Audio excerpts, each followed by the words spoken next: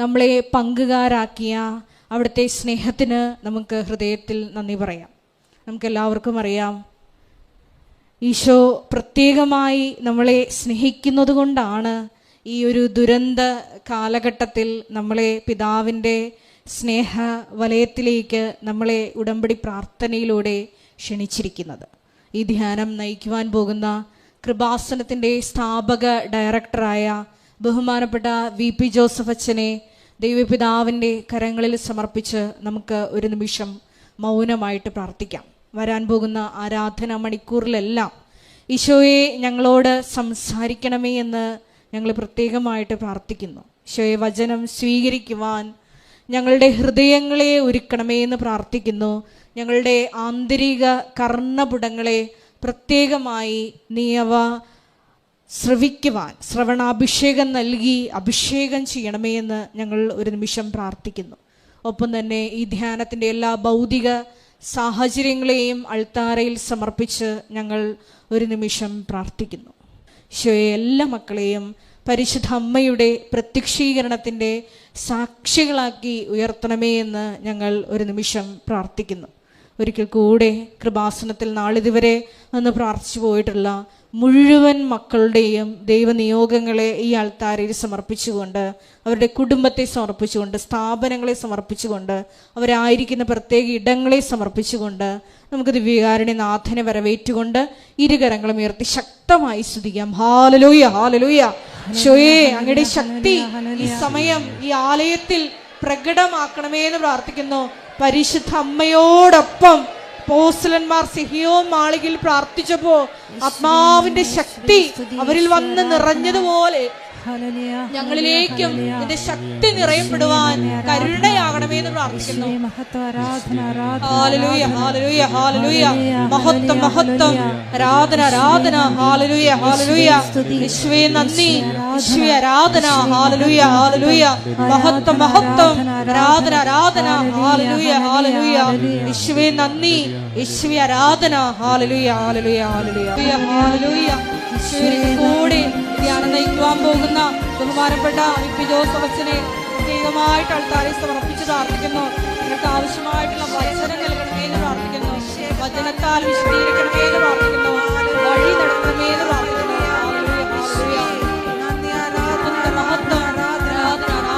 പരിശുദ്ധ പരമദിവ്യകാരുണ്യത്തിന് ആരാധനയും സ്തുതിയും പുകഴ്ചയും ഉണ്ടായിരിക്കട്ടെ. പരിശുദ്ധ പരമദിവ്യകാരുണ്യത്തിന് നേരവും ആരാധനയും സ്തുതിയും പുകഴ്ചയും ഉണ്ടായിരിക്കട്ടെ. പരിശുദ്ധ പരമദിവ്യകാരുണ്യത്തിന് നേരവും ആരാധനയും സ്തുതിയും പുകഴ്ചയും ഉണ്ടായിരിക്കട്ടെ. എൻ്റെ പ്രിയമുള്ളവരെ, നിങ്ങൾ ആദ്യം അച്ഛന് വേണ്ടി പ്രാർത്ഥിക്കുക. ഉടമ്പടി ധ്യാനം വളരെ ഉത്തരവാദിത്തപ്പെട്ട ഒരു ശുശ്രൂഷയാണ്. ഉടമ്പടി ധ്യാനത്തിലൂടെയാണ് പലപ്പോഴും ഉടമ്പടി എടുത്ത് ഉടമ്പടി ജീവിക്കുന്ന മക്കൾക്ക് സ്വാഭാവികമായി ഇടയ്ക്കിടയ്ക്ക് ഉണ്ടാകുന്ന ചില പ്രശ്നങ്ങളെ വഴിമുട്ടി ഇങ്ങനെ നിൽക്കുമ്പോൾ കർത്താവ് ഉടമ്പടി ധ്യാനത്തിലൂടെയാണ് അവരെ നീ നടക്കേണ്ട വഴി ഞാൻ നിനക്ക് കാണിച്ചു തരാമെന്നും പറഞ്ഞുകൊണ്ട് ആ വാഗ്ദാന പ്രകാരം കർത്താവ് ഉടമ്പടി ധ്യാനത്തിലൂടെ നിർദ്ദേശം നൽകുന്നത്.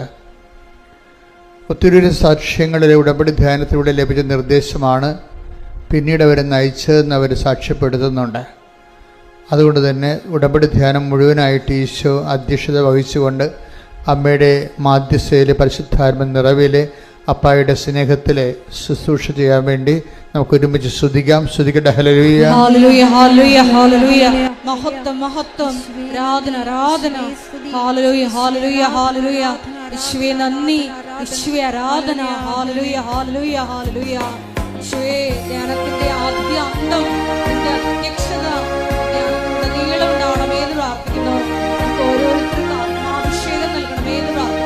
പരിശുദ്ധ പരമദിവ്യകാരുണ്യത്തിന് നേരവും ആരാധനയും സ്തുതിയും പുകഴ്ചയും ഉണ്ടായിരിക്കട്ടെ. പരിശുദ്ധ പരമദിവ്യകാരുണ്യത്തിന് നേരവും ആരാധനയും സ്തുതിയും പുകഴ്ചയും ഉണ്ടായിരിക്കട്ടെ. എൻ്റെ പ്രിയമുള്ളവരെ,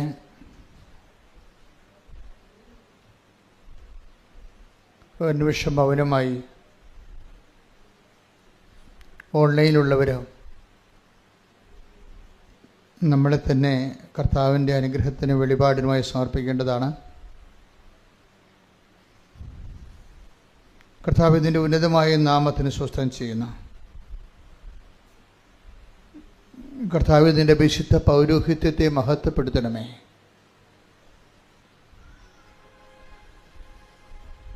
കർത്താവെ സഭയിലുള്ള സാന്നിധ്യം പ്രകടമാക്കണമേ.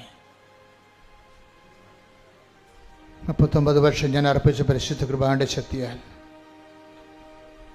കൃപാസ്ഥാന ജീവനോടെ പ്രത്യക്ഷപ്പെട്ട പരിശുദ്ധ അമ്മയുടെ മാധ്യസ്ഥത്തിൽ ഈ അൾത്താറിൽ നടന്ന 10,000-കണക്കിന് ആരാധന ശക്തിയാൽ ഈ ധ്യാനത്തിന്റെ ഭാഗമാകുന്നവർ കർത്താവിന്റെ ആത്മാവിനാൽ അഭിഷിക്തരാകട്ടെ. ശ്രദ്ധിക്കട്ടെ. ഹല്ലേലൂയ, ഹല്ലേലൂയ, ഹല്ലേലൂയ, ഹല്ലേലൂയ, ഹല്ലേലൂയ, ഹല്ലേലൂയ.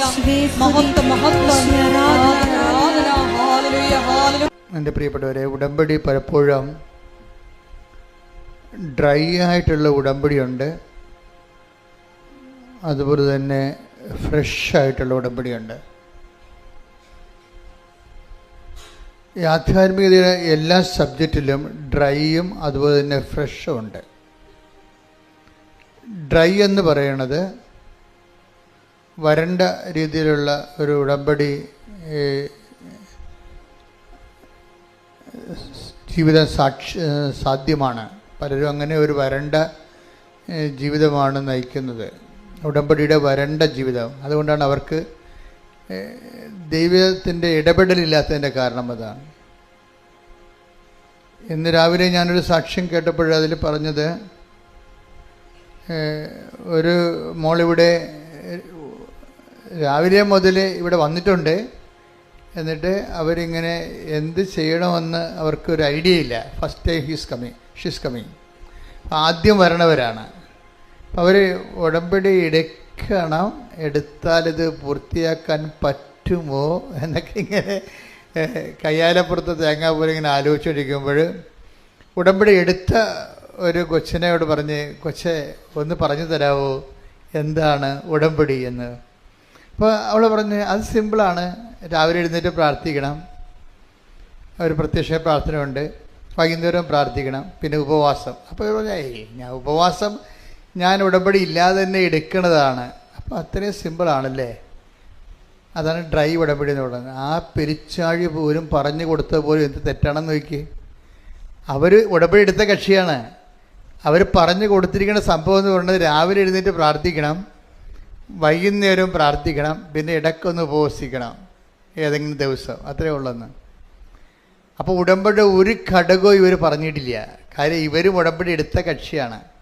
ഉടമ്പടി എടുത്ത ആളിൻ്റെ ഗതികേട് കണ്ടില്ലേ. ഇതിനാ ഡ്രൈ കവനൻ്റ് എന്ന് പറയണത്, ഉണക്ക ഉടമ്പടി എന്ന് പറയും. ഇതിൻ്റെ ഫ്രഷ് എന്ന് പറയുന്ന സംഭവം എന്ന് പറയണത് എപ്പോഴും നമ്മൾ, അപ്പോൾ നിങ്ങൾ ചോദിക്കുക എന്താണ് ഫ്രഷ് ആയിട്ടുള്ള ഉടമ്പടി? ഫ്രഷ് ആയിട്ടുള്ള ഉടമ്പടി എന്ന് പറയണത്, അഥവാ അതെങ്കിലും ഉടമ്പടി 100% വിജയിക്കാൻ വേണ്ടി നമ്മൾ എന്താണ് ചെയ്യേണ്ടത്? അതിൽ എപ്പോഴും നമ്മളെന്തിനാണ് ദൈവത്തിൻ്റെ വചനങ്ങൾ എന്തിനാണ് എപ്പോഴും വായിക്കുന്നത്? ദൈവത്തിൻ്റെ വചനം വായിക്കുന്നവരിലും 2 തരമുണ്ട്. ദൈവം പറഞ്ഞിട്ട് വായിക്കുന്നവരും ദൈവം പറയാണ്ട് ജോസഫച്ചൻ പറഞ്ഞിട്ട് വായിക്കുന്നവരുമുണ്ട്. അപ്പം നിങ്ങൾ ചോദിക്കും, ജോസഫച്ചൻ പറഞ്ഞത് ദൈവം പറഞ്ഞതല്ലേ എന്ന്. അതല്ല, ഉടമ്പടി നിയമപ്രകാരം അരമണിക്കൂർ സാങ്കേതികമായിട്ട് വചനം വായിക്കണമല്ലോ, ഇല്ലേ? അപ്പം അതുകൊണ്ട് അവരതനുസരിച്ചുകൊണ്ട് ആദത്തിൻ്റെ കഥ തൊട്ട് വായിക്കാൻ തുടങ്ങും. അങ്ങനെ ഓരോ ഘട്ടവും ഓരോ സമയത്ത് അരമണിക്കൂർ. അതല്ല ഞാൻ പറഞ്ഞിരിക്കുന്നത്.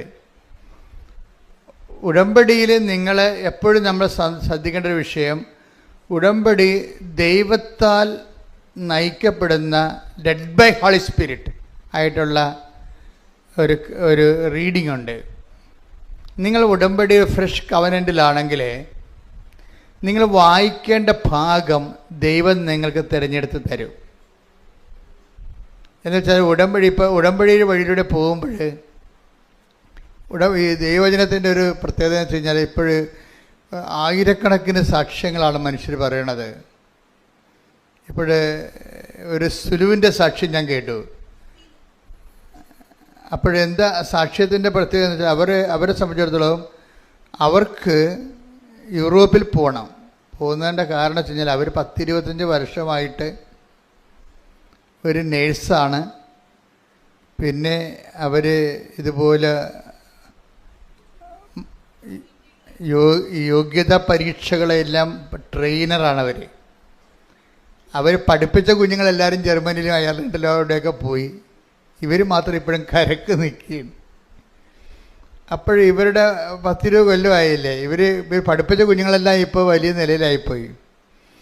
അപ്പോൾ ഇവരുടെ മക്കൾ ചോദിച്ചു, അമ്മയ്ക്ക് എന്താ പോകാൻ പറ്റാത്തതെന്ന് ചോദിച്ചു. ഇവരുടെ മക്കളിപ്പോൾ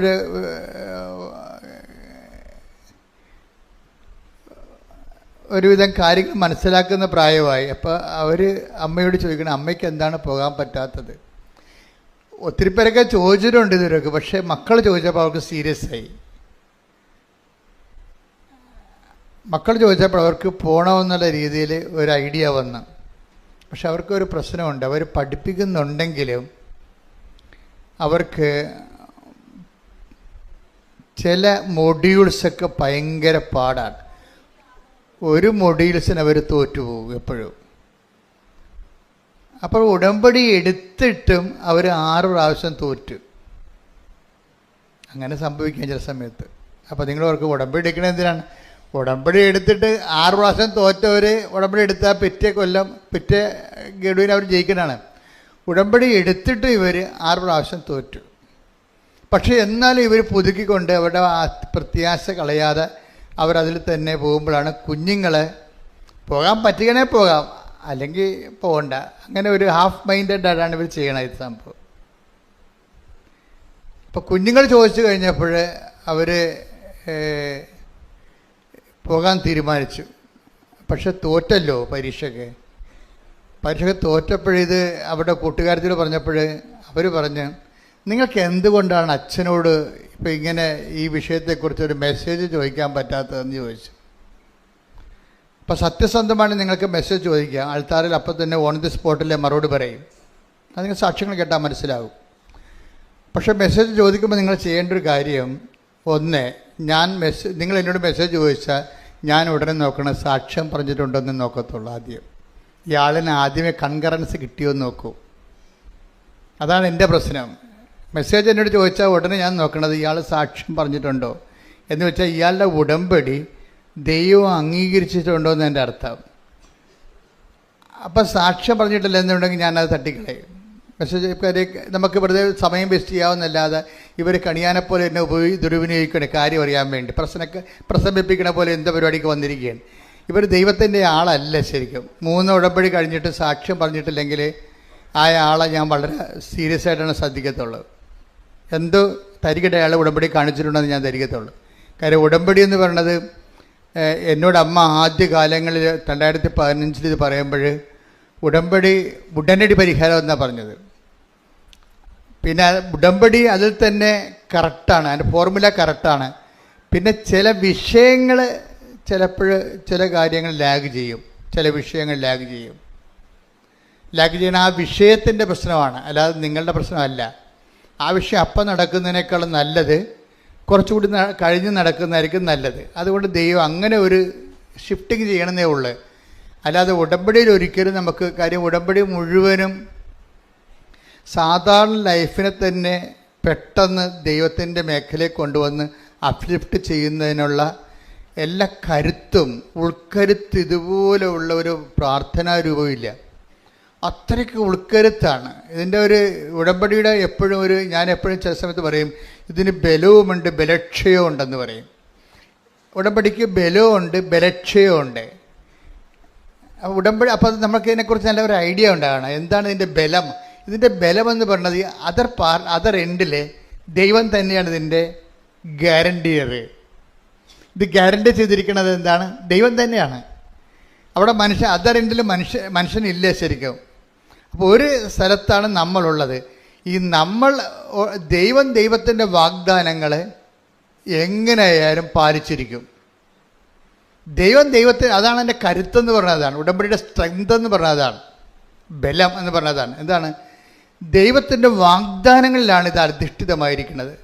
അതുകൊണ്ട് ദൈവത്തിൻ്റെ വാഗ്ദാനങ്ങൾ കൃത്യമായിട്ട് പാലിച്ചിരിക്കും. നമ്മൾ വരുമ്പോൾ നമ്മളുടെ ഈ നിബന്ധനകൾ പാലിക്കുന്നത് നമ്മളാണ്. ഈ നിബന്ധനകൾ നമുക്ക് വേണമെങ്കിൽ ഡ്രൈ ആയിട്ടും പാലിക്കാം, ഫ്രഷ് ആയിട്ടും പാലിക്കാം. അവിടെയാണ് ഡ്രൈ കവനൻറ്റും ഫ്രഷ് കവനൻറ്റും വരണത്.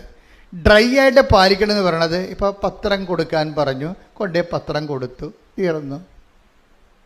എത്രയോ പത്രങ്ങളാണ് പള്ളി വഴികളിലൊക്കെ ഇരിക്കുന്നത്, നിങ്ങൾ ചിലപ്പോൾ കാണുന്നില്ലേ? ആ ഡ്രൈ കവനൻറ്റുകാരുടേതാണ്. കാര്യം അത് നിങ്ങളെ പള്ളിയുടെ വാതിക്കൽ എവിടെയെങ്കിലും എവിടെയും കൃപാസനം പത്രം ഒന്നിൽ കൂടുതൽ ഒരാൾ വെച്ചേക്കണ കണ്ടാൽ നിങ്ങൾ ശരിക്കും പറഞ്ഞാൽ ആ വ്യക്തിക്ക് വേണ്ടി പ്രാർത്ഥിക്കണം. കാര്യം എന്താണ്? അവർ ശരിക്കും ഒരു സെപ്റ്റിക്കായിട്ട് അടിച്ചിരിക്കണ കാര്യം, അവർ കർത്താവിനോട് ചെയ്ത വാഗ്ദാനം ഡ്രൈ ആയിട്ട് പാലിക്കുകയാണ്. അപ്പം അവർ ദൈവത്തിനല്ല പ്രാധാന്യം കൊടുത്തിരിക്കുന്നത്, അവരുടെ വിഷയങ്ങൾക്കാണ് പ്രാധാന്യം കൊടുത്തിരിക്കുന്നത്. ഇപ്പം എവിടെയെങ്കിലും കൊണ്ടുപോയി ആരെങ്കിലും ഒരു കെട്ട് പത്രം ഇരിക്കണ കണ്ടാൽ അതിൻ്റെ അർത്ഥം ഡ്രൈ കവനൻ്റ് അത് ചെയ്തിരിക്കുന്നത്. അത് ആ മുട്ട പൊരുന്നത്തില്ല ഒരു കാലത്ത്. തന്നെയല്ല, ഇവർ ആലപ്പുഴ വന്ന് എക്സ്ട്രാ ആയിട്ട് പണി മേടിച്ച് വെച്ചിരിക്കുന്നവരാണ്. എന്താ കാര്യം? ഇവർ വരികയും ദൈവത്തിൻ്റെ മുമ്പിൽ അവരുടെ ജീവിതത്തിൽ ദൈവത്തിനെന്ത് വിലയുണ്ടെന്ന് അവർ പുറത്ത് പറഞ്ഞു കഴിഞ്ഞു. അതാണ് വിഷയം. കാര്യം എന്താണ്? കർത്താവിനെ അറിയാത്തവരെ അറിയിക്കാൻ വേണ്ടിയും അറിഞ്ഞവരെ ആഴപ്പെടുത്താൻ വേണ്ടിയും ആണ് ഈ ഉടമ്പടി എടുക്കുന്നത്. പക്ഷേ ഇത് ചെയ്യണത് നമുക്ക് ഡ്രൈ ആയിട്ട് ചെയ്യാമെന്ന് വെച്ച് കഴിഞ്ഞാൽ ആ നിയമപരമായിട്ട് എന്താണ് ചെയ്യേണ്ടത് അത് മാത്രം ചെയ്ത് പാലിക്കാം. പക്ഷേ ചിലരിത് ഫ്രഷായിട്ട് ചെയ്യും. ഫ്രഷായിട്ട് ചെയ്യണമെന്ന് വെച്ച് കഴിഞ്ഞാൽ അവരത് ദൈവസ്നേഹത്തോടെയാണ് ചെയ്യണത്. ദൈവസ്നേഹമാണ് എൻ്റെ കണ്ടന്റ് എന്ന് പറയണത്.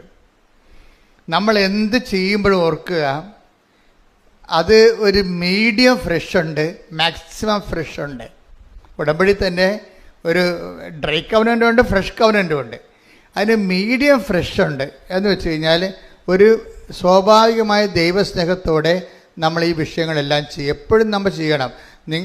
നിങ്ങൾ രോഗികളെ കാണാൻ പോകുമ്പോഴും അത് ആ രോഗികളെ കാണുമ്പോൾ ഉടമ്പടിയുടെ നിയമമുണ്ട്, അതുകൊണ്ടാണ് ഞാനിത് കാണുന്നത് എന്നല്ല. അതപ്പോൾ ഡ്രൈ കവനൻ്റായി പോകും.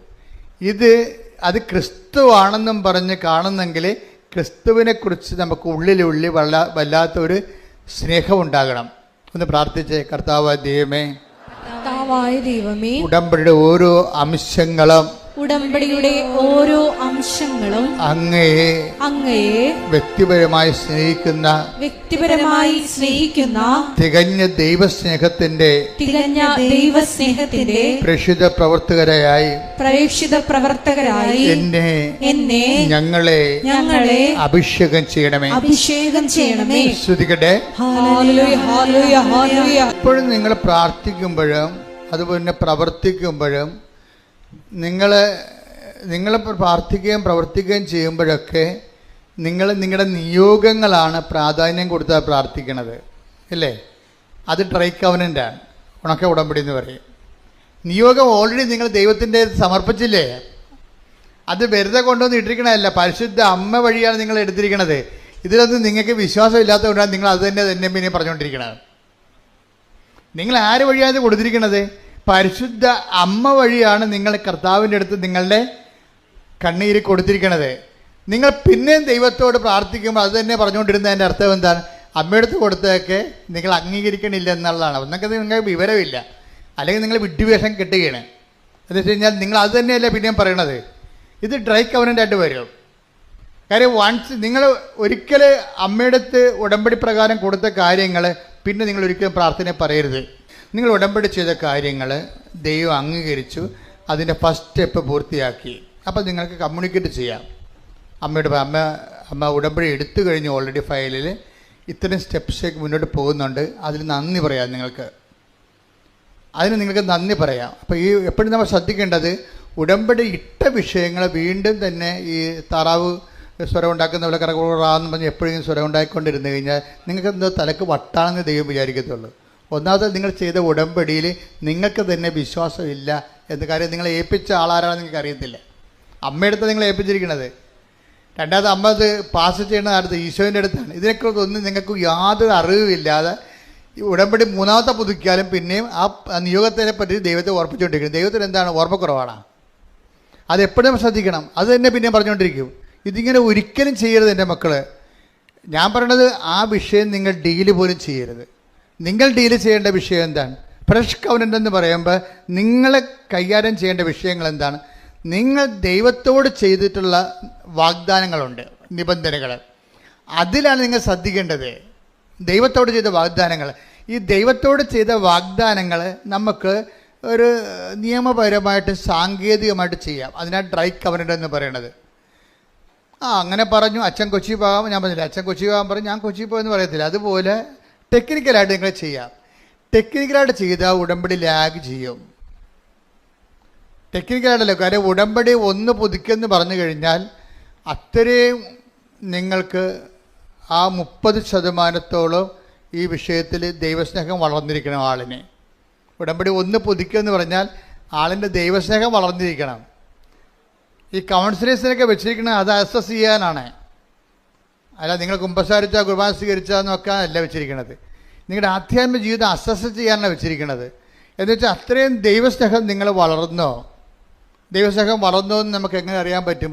സ്നേഹത്തിൻ്റെ ഫീച്ചേഴ്സ് നമ്മളുടെ കയ്യിലല്ല. പരിശുദ്ധാത്മാവ് അതിനെക്കുറിച്ച് കൃത്യമായ മാനദണ്ഡങ്ങൾ നൽകിയിട്ടുണ്ട്. ദൈവസ്നേഹത്തിലൊരു വ്യക്തി വളരുമ്പോൾ ആ ദൈവസ്നേഹത്തെ വളരുന്നതിന് ആ ദൈവസ്നേഹത്തിലാണ്. നമുക്ക് ലോകസ്നേഹത്തെ വളരാം, വ്യക്തിസ്നേഹത്തെ വളരാം എന്നും. പക്ഷേ ദൈവസ്നേഹത്തെ വളരുക എന്ന് പറയുന്നത് പരിശുദ്ധാത്മാവിൻ്റെ ഫലങ്ങളായിട്ട് വരുന്ന ദൈവസ്നേഹമാണ്. അപ്പം അതിൻ്റെ ഫീച്ചേഴ്സ് ഉണ്ട്. Take the word of God. 1 Corinthians 13:4. സ്നേഹം ദീർഘക്ഷമയും ദയയുമുള്ളതാണ്. ഇതാണ് ഫസ്റ്റ് ഫീച്ചർ. അതാണ് നിങ്ങൾ ഒന്ന് പുതുക്കി കഴിയുമ്പോൾ ഇത് ടെസ്റ്റ് ചെയ്ത് നോക്കണം. കുഞ്ഞമ്മ, അന്നമ്മ, ആരാണെന്നായാലും എന്താണ് അന്നമ്മ?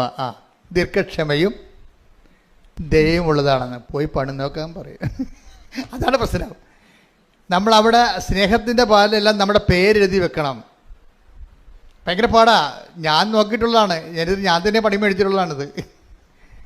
എന്ന് വെച്ചാൽ ഇതിൻ്റെ അകത്ത് വരുന്നത് ഈ ഒരു ഒന്നാം പുതുക്കൽ കഴിയുമ്പോൾ നിങ്ങളെന്ത് ചെയ്യണത്? എനിക്ക് ഓഫർ ലെറ്റർ വന്നോ, അതിനുശേഷം വിസ വന്നോ, ടിക്കറ്റ് വന്നോ, അതാണ് നിങ്ങൾ ഇപ്പോൾ ഇങ്ങനെ ഈ ദൈവത്തിൻ്റെ നിരസ്ഥിതി എപ്പോഴും പറഞ്ഞുകൊണ്ടിരിക്കുന്നത്.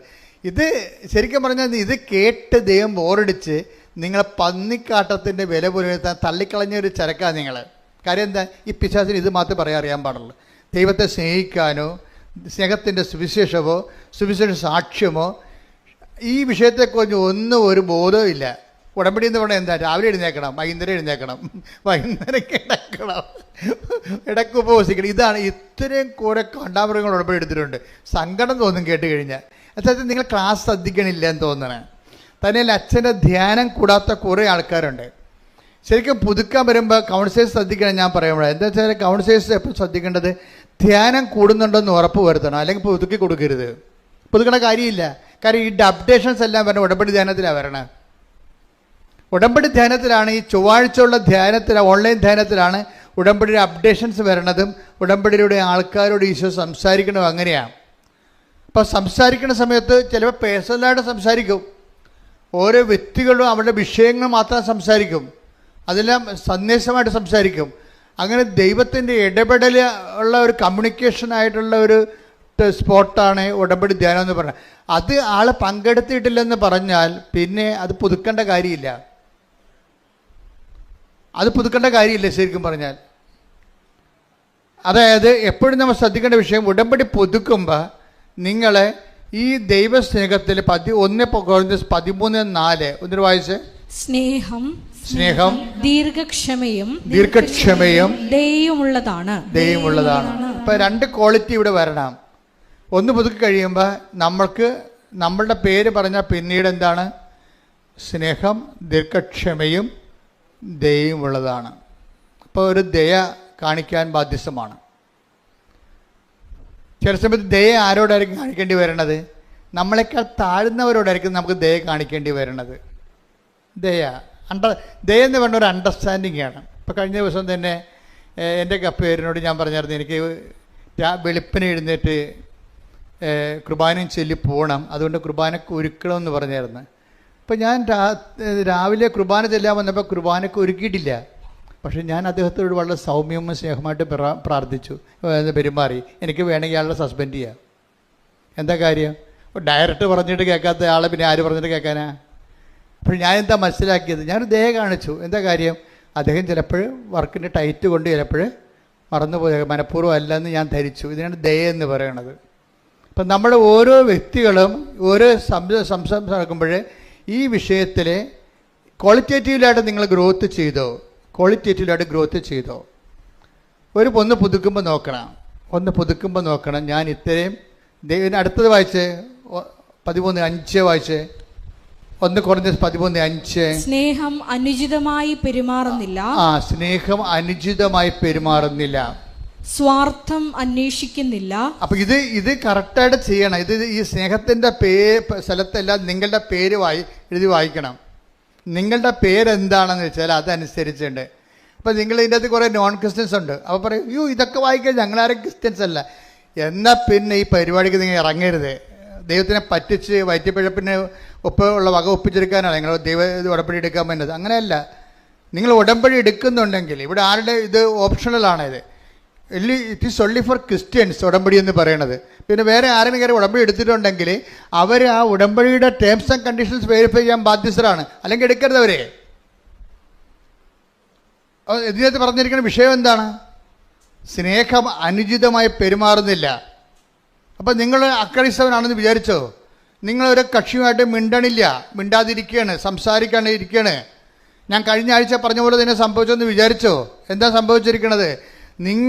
നിങ്ങളുടെ അവകാശ ഓഹരിയും ഇപ്പോൾ നിങ്ങളുടെ കുഞ്ഞുങ്ങളെ ഇപ്പോൾ നിങ്ങളുടെ അകലെ വിട്ട് പഠിപ്പിക്കാൻ പോവുകയാണ്. അതിന് പൈസ വേണം. നിങ്ങൾ അങ്ങനോട് പറഞ്ഞ് എനിക്കൊന്നും തന്നിട്ടില്ലല്ലോ, എനിക്ക് തരാനുള്ളത് തരണം, എൻ്റെ കുഞ്ഞിനെ പഠിപ്പിക്കണം എന്ന് പറയുമ്പോൾ അവിടെ കെട്ടിവന്ന് നാത്തും പറയും, പിന്നെ അവളെ കുഞ്ഞിനെ പഠിപ്പിക്കുക. അപ്പോൾ നമ്മുടെ കുഞ്ഞിനെ പഠിപ്പിക്കണ്ടേ?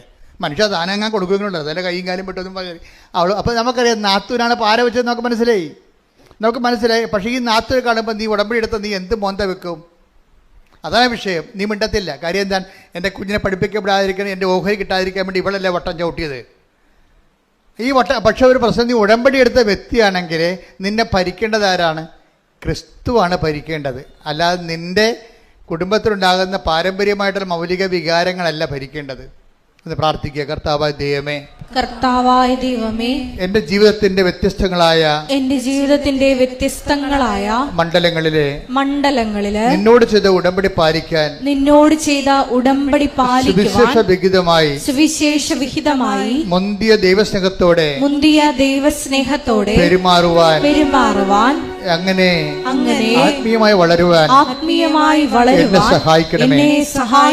ശ്രദ്ധിക്കട്ടെ. ഹല്ലേലൂയ, ഹല്ലേലൂയ, ഹല്ലേലൂയ, ഹല്ലേലൂയ. മഹത്വം, മഹത്വം, ആരാധന, ആരാധന. ഹല്ലേലൂയ, ഹല്ലേലൂയ. പരമദിവ്യകാരുണ്യത്തിന് ആരാധനയും സ്തുതിയും പുകഴ്ചയും ഉണ്ടായിരിക്കട്ടെ. നിങ്ങൾ ടി വിയിലൊക്കെ ഇരുന്ന് കാണുകയും തർക്കിക്കുകയൊക്കെ ചെയ്യുന്ന ആൾക്കാരില്ലേ? അവരുന്നയിക്കുന്ന വിഷയങ്ങളുണ്ട്. അവർ പല ക്രിസ്ത്യാനികൾ എന്ന പേരിൽ അവർ പല ആശയങ്ങളെ ഉന്നയിക്കണേ കാണാം. അതൊന്നും പലപ്പോഴും ക്രിസ്ത്യനായിരിക്കണം നിർബന്ധമില്ല. ഞാനിതുകൊണ്ടാണ് പല കാര്യങ്ങൾക്ക് അഭിപ്രായങ്ങൾ പറയാത്തത്. എനിക്ക് വേണമെങ്കിൽ അഭിപ്രായം പറയാം. കേരളത്തിൽ നടക്കുന്ന പല കാര്യങ്ങൾക്കും അഭിപ്രായം പറയാത്തത് എന്തുകൊണ്ടാണ്?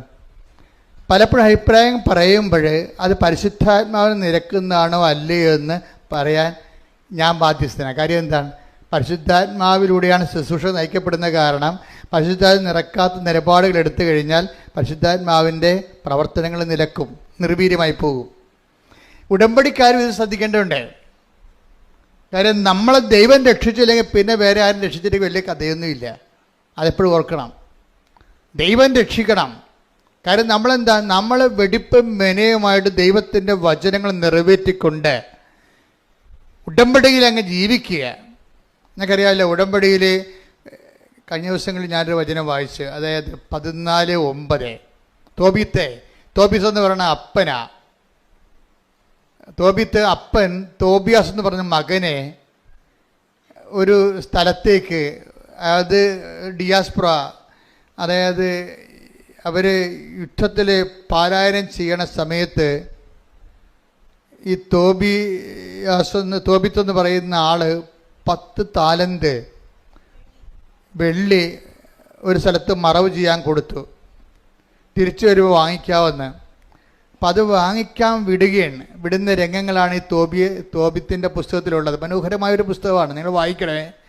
അതൊരു കവനൻ്റ് ലൈഫിൻ്റെ നിമ്നോന്നതങ്ങളും ഉഷ്ണ വസന്ത ശീതോഷ്ണ കാലാവസ്ഥകളും എല്ലാം കറക്റ്റായിട്ട് കാണിക്കുന്ന, അതായത് ഉടമ്പടി ജീവിതത്തിൻ്റെ എല്ലാ കാലാവസ്ഥയും ഒരുമിച്ച് കൈകാര്യം ചെയ്യുന്നൊരു പുസ്തകമാണ് തോബിത്തിൻ്റെ പുസ്തകം.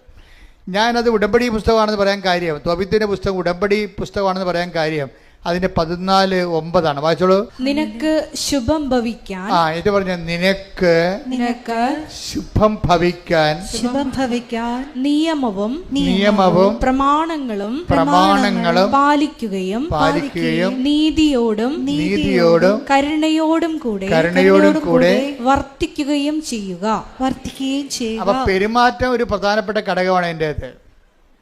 ഈ ഡ്രൈ കവനന്റ് എന്ന് പറഞ്ഞ കാര്യം, നിങ്ങളിങ്ങനെ പത്രം കൊടുത്ത് കുറേ രോഗികളെയും പോയി കണ്ടേച്ചും പെരുമാറ്റത്തിൽ അത് വന്നില്ല എന്നുണ്ടെങ്കിൽ ഇത് ഡ്രൈ കവനന്റ് ആയിപ്പോവും. പെരുമാറ്റത്തിൽ അത് വരണമെന്നുണ്ടെങ്കിൽ എന്താണ് നിങ്ങൾ നയിക്കേണ്ടത്? ദൈവസ്നേഹമായിരിക്കണം. സ്നേഹമാണ്, വായിച്ചോളൂ, അതാണ് സ്നേഹമാണ് ഈ കരുണയുടെ അടിസ്ഥാനം എന്ന് പറയുന്നത്. നമ്മൾ ദൈവസ്നേഹം വളരുമ്പോഴാണ് ശരിക്കും പറഞ്ഞാൽ സ്നേഹത്തിൻ്റെ ഫലങ്ങളായിട്ടാണ് കരുണ. ശരിക്കും നമ്മൾ കരുണയെ അങ്ങനെ നേരിട്ട് കരുണയെ നമ്മൾ അഡ്രസ്സ് ചെയ്തിട്ട് കഥയില്ല. കാര്യം അത് ഇപ്പോൾ ഒരു പേരമരത്തിൽ ഒരു കായ ഉണ്ടാകുമ്പോൾ അതുപോലെ തന്നെ ഒരു ഫലമാണ് കരുണയെന്ന് പറയണത്. കരുണ ഒരു ഫലമാണ്. അതുപോലെ തന്നെ, പക്ഷേ എന്തിലാണ് ഉണ്ടായിരിക്കണത്? അത് സ്നേഹത്തിലാണ് ഉണ്ടാകണത്. അപ്പം നമ്മൾ എന്തിനാണ് പ്രാധാന്യം കൊടുക്കേണ്ടത്? ദൈവസ്നേഹത്തിനാണ് പ്രാധാന്യം കൊടുക്കേണ്ടത്. അപ്പം നിങ്ങൾ ചെയ്യുന്ന രോഗികളെ നിങ്ങൾ പോയി കാണുന്നു. അപ്പം നിങ്ങൾ ആ രോഗികളെ കാണുമ്പോഴേ വേറെ ഒരു കാര്യവും നിങ്ങളെ സ്വാധീനിക്കരുത്. അയാൾ ബന്ധുവാണ്, അയാൾ സുഖപ്പെട്ട് കഴിഞ്ഞാൽ ആ ഒരു നന്ദി നമ്മളോട് കാണിക്കും. അതുകൊണ്ടാണ് ഞാൻ പറഞ്ഞത് ബന്ധുക്കളൊക്കെ പോയി കാണരുതെന്ന് പറഞ്ഞതിൻ്റെ കാരണം അതാണ്. നിങ്ങൾക്ക് പ്രൈവറ്റ് അജണ്ടകളുണ്ട് നിങ്ങളുടെ പല പ്രവർത്തനങ്ങളിൽ, അത് ഡ്രൈ കവനന്റിൻ്റെ ഭാഗമാണ്. അതായത് നമ്മളെ സഹായിക്കുന്നവർ നമ്മളെ ഈ ജന്മത്തിൽ നമ്മളവരെ കാണുന്നില്ലെന്ന് തന്നെ വിചാരിക്കണം. കാര്യം എന്താണ്? അവരല്ല നമ്മളുടെ റെഫറൻസ് പോയിന്റ്. ആരാണ്? ദൈവസ്നേഹമാണ്, ദൈവമാണ് എൻ്റെ വിഷയം. അവരും നമ്മളുമായിട്ട് യാതൊരു ബന്ധവുമില്ല. ശരിക്കും പറഞ്ഞാൽ നിങ്ങൾ പലപ്പോഴും ചെയ്യണമെന്ന് വെച്ച് കഴിഞ്ഞാൽ നിങ്ങൾക്ക് പറ്റുന്ന രീതിയിലേക്ക് കവനൻ്റ് നിങ്ങൾ ഈ ചില പക്ഷികളുടെ വീട്ടിൽ വളർത്താൻ ഉദ്ദേശിക്കുന്ന പക്ഷികളെ നമ്മൾ ചിറക് മുറിക്കത്തില്ലേ, അതുപോലെ നിങ്ങളുടെ കൺട്രോളിൽ കൊണ്ടുവരാൻ വേണ്ടി ഉടമ്പടിയെ നിങ്ങളുടെ കൺട്രോളിൽ കൊണ്ടുവരാൻ വേണ്ടി നിങ്ങളുടെ രീതി അനുസരിച്ച് എൻ്റെ ചിറക് മുറിച്ച് കളയും. അതുകൊണ്ടാണ് നിങ്ങൾക്ക് വലിയ ഈ ചിറക് മുറിച്ച പക്ഷി അധികം പറക്കത്തില്ലല്ല. പറക്കേണ്ട പക്ഷി തത്തിക്കളിക്കുകയുള്ളൂ. നിങ്ങളുടെ പല ഉടമ്പടിയും തത്തിക്കളിക്കുന്നതിൻ്റെ കാരണം നിങ്ങളതിൻ്റെ ചിറക് മുറിച്ചിട്ടിരിക്കുകയാണ്. ചിറകെന്താ മുറിച്ചിരിക്കുന്നതിൻ്റെ കാരണം വെച്ച് കഴിഞ്ഞാൽ നിങ്ങൾ ദൈവത്തെ ഇത് മുഴുവൻ അവൻ പറയണ പോലെ ചൊല്ലുകയല്ലേ, ചെയ്യുകയല്ലേ. ചെയ്യുന്ന കാര്യത്തിൽ നല്ല കടുത്ത ദൈവസ്നേഹം ഉണ്ടാകണം. പ്രാർത്ഥിക്കുക, കർത്താവായ ദൈവമേ കടുത്ത ദൈവസ്നേഹത്തോടെ ഉടമ്പടി ജീവിക്കുവാൻ എനിക്ക് പ്രത്യേക അഭിഷേകം